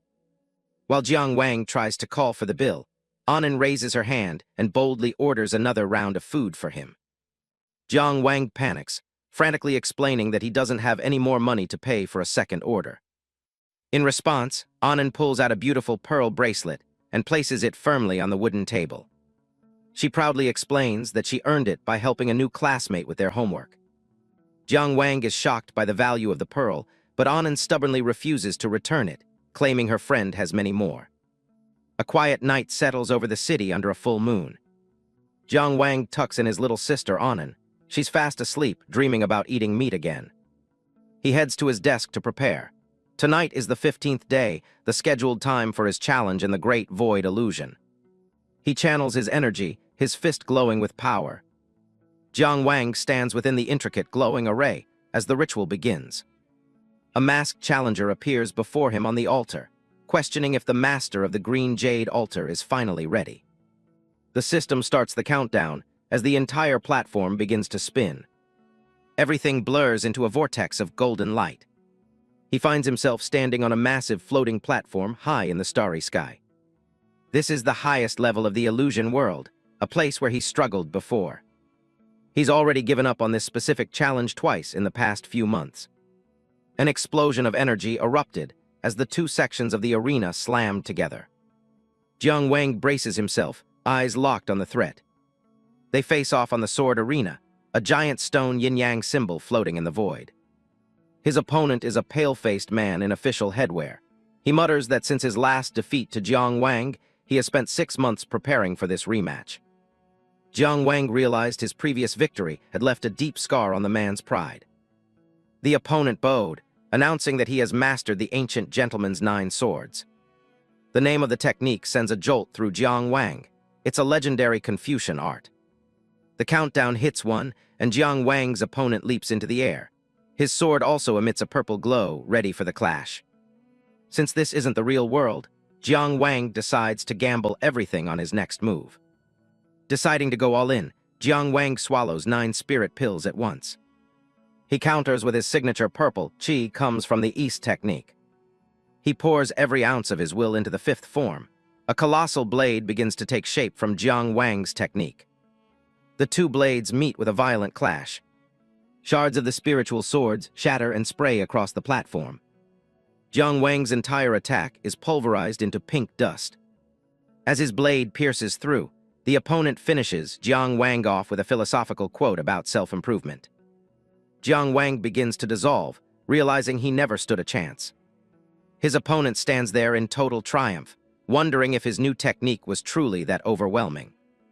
The system announces the new altar master while he celebrates his victory. Back in reality, Jiang Wang snaps awake in a cold sweat. He sits up, reeling from the loss of his position at the green jade altar. He knew defeat was possible, but he didn't expect to be completely crushed. He needs a better foundation. He enters his Tongshan palace through deep meditation to reevaluate his path. He walks up the spiritual stairs toward the core of his cultivation. This spiritual world is where every cultivator must build their base. A small spirit creature chirps at him as he studies the formation diagrams. The Zhou Tian star formation is undeniably stronger than the standard one. While most use 81 points, the Zhou Tian map requires 365, making it exponentially harder. It would take him at least half a year just to reach the 9th rank with this method. And every rank after that would be an even slower, more grueling process. But knowing that victory won't come easy, he chooses the long road to build an ultimate foundation. Jiang Wang looks back on his journey, realizing that every step in cultivation is a grueling struggle. The scene shifts to the Sanfin Zhangqiang Tower, a local tavern. Inside, the brothers raise their cups in a celebratory toast. Zhao Rucheng is footing the bill, insisting that true cultivation requires a full experience of life, including fine wine and company. He relaxes with the courtesans, wondering where their eldest brother has run off to. Jiang Wang explains that Big Brother went to pick up little Annan from school. Deciding it's time for real talk, Jiang Wang asks the ladies to leave so they can focus on their own affairs. The courtesans bow out and head for the door. Du Yehu pours another round, while their friend frets about remaining a virgin forever if he doesn't advance soon. Jiang Wang offered to use his own merits to help Zhao Rucheng buy an advancement pill, but this playboy young master didn't seem to care at all. Zhao finds the daily grind of clearing meridians exhausting enough as it is. Tiger suddenly drops a bombshell. He's leaving the academy and giving all his merits to Jiang Wang. He's joining the army to switch to military cultivation, and he's already made up his mind. He knocks back his drink with a determined look. Zhao Rucheng tells him to think carefully, reminding him how hard they worked to enter the inner academy. Du Yehu explains that a vacancy opened up in the Jiujiang Xuanjia military unit, and he's set to transfer tomorrow. Looking down at the pier, the harsh reality sets in. Powerful martial cultivators are a rare sight in a nation dominated by Taoist arts. Zhao Rucheng points out this hard truth to Du Yehu. But Yehu brushes it off. He wants the freedom to grow his own way, even if it means ditching the standard advancement pills for old-school military training. Jiang Wang steps out into the quiet hallway for a moment. He secretly enters the Great Void Illusion, sitting down on the Dao performance platform right there in the tavern. He starts searching the system for something that can help his brother. His merit count starts dropping as the spirits of the Blue Dragon and the White Tiger begin to manifest. The Vermilion Bird appears next as he continues to burn through his hard-earned points. Finally, the Black Tortoise joins them, completing the 4 spirits. The simulation finishes, rewarding him with the 4 spirits body refining technique. It cost a fortune in merits, but Jiang Wang knows this transcendental military technique is worth the price. The spiritual glow fades as he finishes his business in the illusion world. Back in the tavern, he makes a plan to copy the manual tonight as a parting gift for Tiger. He pushes the door open, ready to rejoin the group. He stops short when he sees a beautiful woman standing alone in the corridor. Mayu turns and catches his eye, looking surprised to see him there. Jiang Wang stares back, taken aback by her sudden presence. The two cross paths in the narrow hallway. Mayu's eyes linger on him, as if she's recognized something hidden within him. Jiang Wang keeps his head down, offering a quick apology as he brushes past her. He kicks himself for being so reckless, entering the illusion in such a crowded public place. He doesn't realize that the Saintess is still watching him from the shadows. Back at the table, he hands the newly acquired technique over to Du Yehu. The tavern's Madame Li bursts into the room, gushing over how handsome young Master Zhao has become. Zhao Rucheng tries to keep his distance, feeling a bit overwhelmed by her sudden enthusiasm. He jokingly complains that he has higher standards and is only interested in seeing Mayu tonight. Mayu watches Jiang Wang intensely, a strange suspicion beginning to take root in her mind. Jiang Wang remains oblivious to her gaze, calmly finishing his drink. Zhao Rucheng wobbles slightly, questioning if the alcohol has finally started to get the best of him as he spots a breathtaking beauty stepping into their private room. Mayu maintains her playful facade, teasing the young master about his persistent advances. Zhao is genuinely impressed. It's rare for a woman to resist his charm, especially given how much he spent tonight. Mayu admits that while Zhao is handsome and generous, he simply isn't what she's looking for. She leans in close to Jiang Wang, telling him flatly that he doesn't seem to care for her at all. The atmosphere in the private room remains lighthearted despite the underlying tensions. Tiger starts rounding everyone up, deciding it's finally time to call it a night. Zhao Rucheng isn't ready to give up yet, claiming he's never pursued a woman this persistently before. He lays it on thick, declaring that his love for Mayu is like an overflowing flood. Mayu laughs off his flowery words, mockingly praising his delicate and clear heart. But her smile quickly vanishes as she calls him out on being merely bored rather than in love. Zhao pauses, his eyes narrowing as he realizes she's seen right through his playboy act. He huffs, suddenly annoyed by how clever she is. Jiang Wang stands up to leave, mentioning he has to get home and cook for his little sister, Anan. Zhao Rucheng immediately protests, begging the group to take food to go rather than endure Jiang Wang's terrible cooking. Even Tiger agrees, pleading with Jiang Wang to spare poor little Anan from his culinary experiments. Annoyed by the teasing, Jiang Wang snaps at them to stop nagging and just get moving. As they leave the tower, Jiang Wang vows that his cooking skills will eventually match his martial prowess. Unnoticed by anyone, Mayu's hand moves with a subtle, supernatural flick. A glowing mark appears on Jiang Wang's back, the seed of white bones has been planted. The seed embeds itself into his spiritual aura, a silent parasite waiting to grow. Maioyu watches from the balcony, hoping he's a true Dao child, so he can serve as nourishment for her sect. The next morning, the group gathers on the outskirts of Finglin City by a massive red maple tree. Tiger tests his strength one last time, the air crackling with the force of his pending departure. He faces his brothers, ready to carve his own path in the military world. Before they part ways, Jiang Wang pulls out the manual he prepared specifically for this moment. He hands the Four Spirits Body Refining Technique over to his second brother. Tiger is stunned by the gift, while Zhao Rucheng leans in, eager to get a look at the technique for himself. Zhao is initially dismissive of a simple body refining technique, but the complexity of it soon changes his mind. Tiger offers to share the manual with their oldest brother, Ling He. Ling He politely declines, choosing to stay focused on his current meridian work in the Tongshan Palace. Tiger asks what Jiang Wang will do now that he's given away such a valuable resource. Jiang Wang is confident. He's already memorized the method and is ready for their next meeting. The brothers share a final, warm smile, knowing their paths will eventually cross again in the future. Tiger lets out a roar, promising to see them all in the capital city of Xinan. They clash their fists together in a solemn vow of brotherhood and future success. Tiger looks back one last time, his eyes filled with a new fire. Little Annan runs over, demanding that she be included in the brothers' fist bump. The brothers laugh and lower their hands, so the little girl can join in on the promise. With a determined grin, Tiger turns toward the horizon and his new life in the army. Du Yehu shouts a final farewell to his brothers as he prepares to ride off toward his new life in the army. With a sharp command to his horse, the tiger of the group begins his long journey toward Xinan. As autumn draws to a close, the clouds part for a clear sky, marking the start of a rigorous new training period for the remaining friends. Jiang Wang immerses himself in the Four Spirits Body Refining Technique, visualizing the potent wood element power of the Azure Dragon. Every grueling session brings him one step closer to completing the foundation of his Tongshan Palace. However, the intense heat generated by the technique forces him to strip down, much to Zhao Rucheng's amusement. A flustered Jiang Wang quickly gets dressed, while Zhao Rucheng teases him for his lack of modesty during training.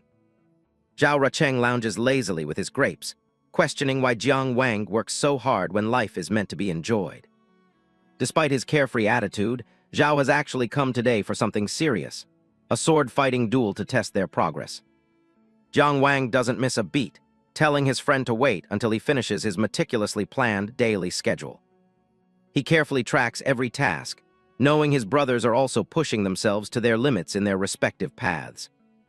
With nearly 100 formation points already mapped, Jiang Wang remains focused on the daunting complexity of the Zhaoshan star map. The two friends shift from talk to action, their swords clashing in a blur under the golden afternoon sun. Later, while Jiang Wang and Ling He focus on their academic studies, a bored Zhao Rucheng quickly drifts off to sleep. Even late into the night, Jiang Wang continues his research by lantern light, accompanied by his little sister Annan.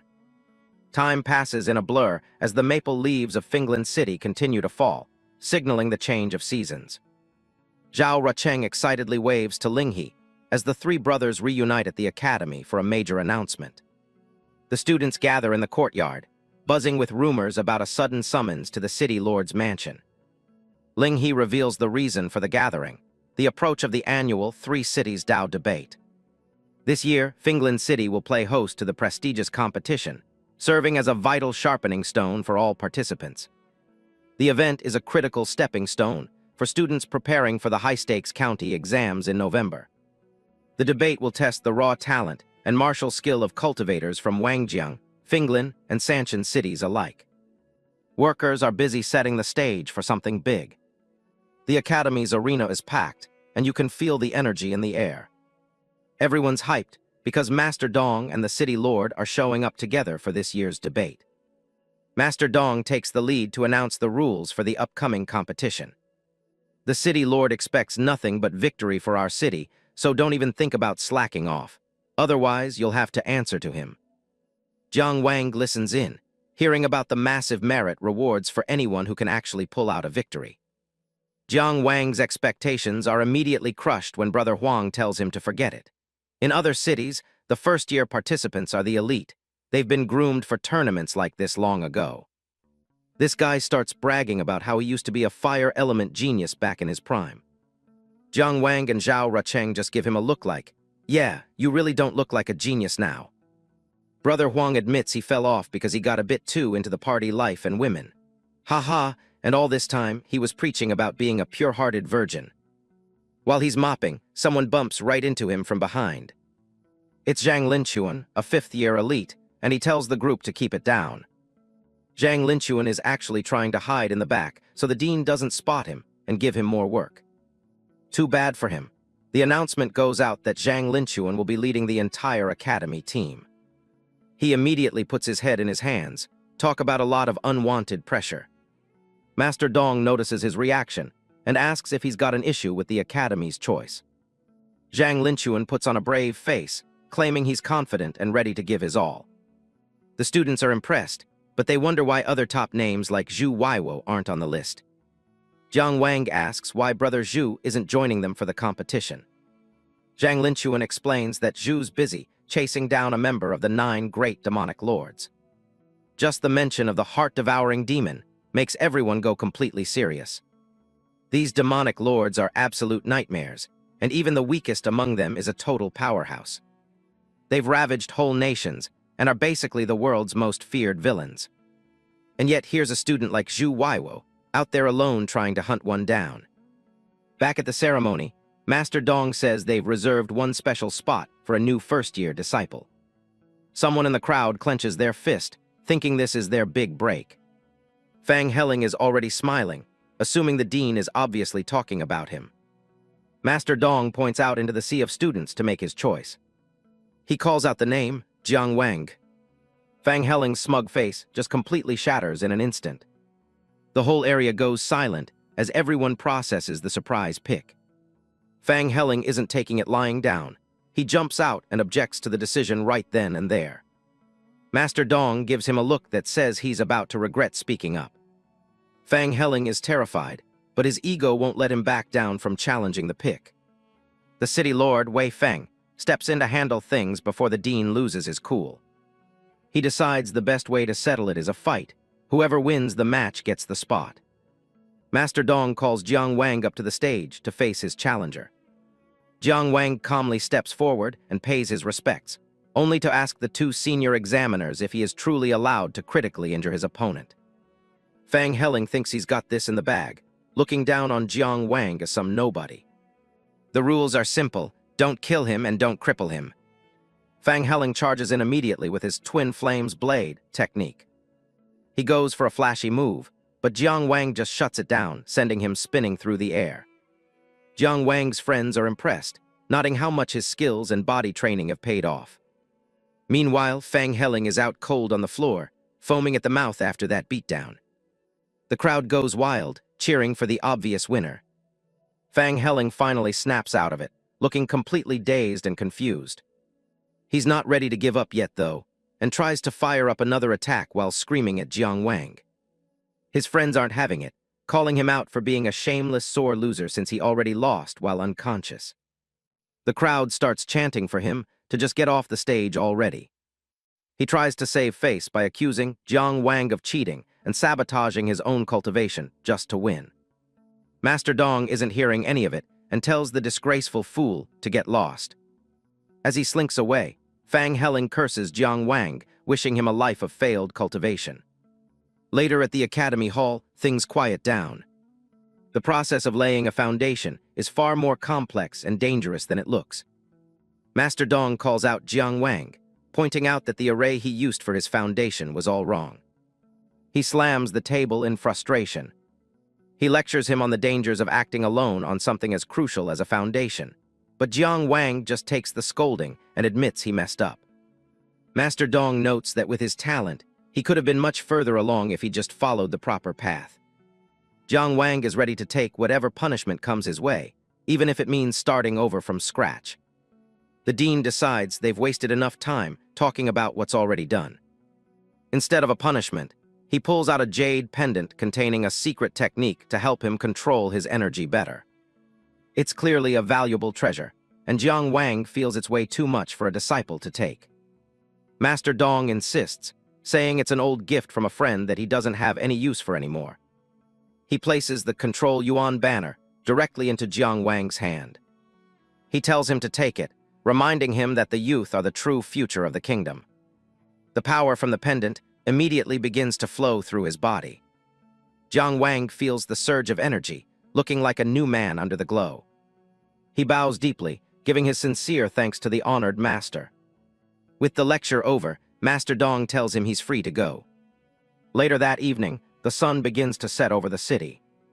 An invitation arrives from the Fang family, much to Jiang Wang's surprise. It's a formal invite to Wanju Tower from the head of the family, Fang Zehu. Jiang Wang decides to turn it into a family outing and asks Annan if she's up for a big feast. Ling He steps up, insisting on coming along to act as the big brother bodyguard.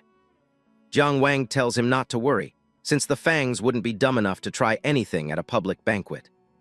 Jiang Wang and an bid farewell to Ling He, heading toward the tower as night falls.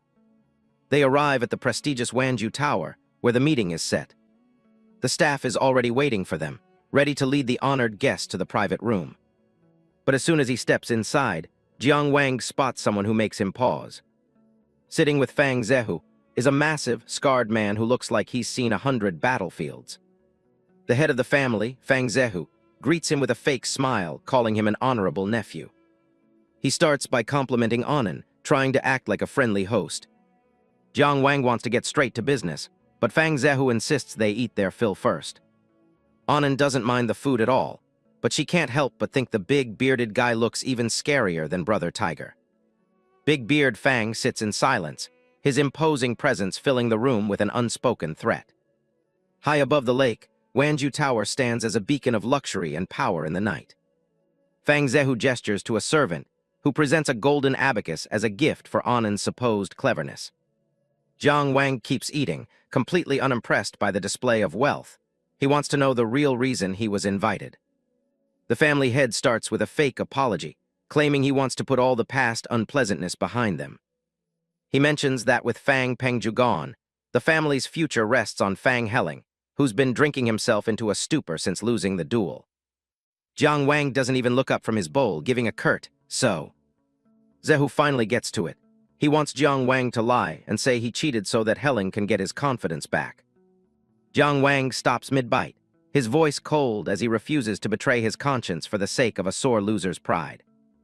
Thinking everyone has a price, Fang Zehu pushes forward a box containing a rare and powerful Dao Yuan stone. He explains that the stone holds 100 units of energy, enough to potentially finish Jiang Wang's foundation instantly. He smiles, certain that a mere academy disciple won't be able to resist such a massive bribe. But Jiang Wang just pushes the bribe right back, telling him point-blank that Fang Helling isn't worth it. He tells Annan they're leaving, even though she's mid-meal and heartbroken over her half-eaten chicken leg. The mask of hospitality finally slips, and Fang Zehu warns him that the Fang family isn't someone he should be making enemies of. He laughs at the idea that Jiang Wang's status as a disciple will protect him from the family's reach.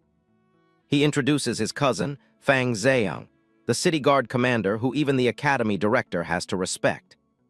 The massive warrior looms over them like a mountain, his shadow swallowing the siblings whole. Jiang Wang recognizes him immediately.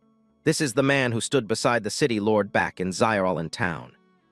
He knows he's in a dangerous spot, as the commander's rank and power are far beyond anything he can handle right now. Suddenly, the room shakes as Big Beard Fang slams his fist into the table, shattering the feast in an explosion of wood and food. Poor Annan can only watch in horror as her precious chicken leg flies through the air. The commander's eyes are burning with rage, but they aren't directed at Jiang Wang. Fang Zehu watches with a smirk, thinking his cousin is about to crush the arrogant young disciple for him. Instead, Big Beard Fang turns his fury on Zehu, calling him a pathetic coward for what he just tried to do. He's disgusted that his family name was used to try and bully a talented young man into lying. He makes it clear that while they share a name, he's never taken a single dime from the main Fang family. He declares that he owes everything to the city lord, not them, and tells Zehu to never contact him again unless it's for a funeral. He turns his attention to the little girl cowering behind Jiang Wang. In a jarring shift, the mountain of a man tries to be cute, asking if he scared her while surrounded by cartoon hearts. Anan is absolutely traumatized by the sight, while Big Beard Fang just stands there, completely oblivious to how terrifying he still is.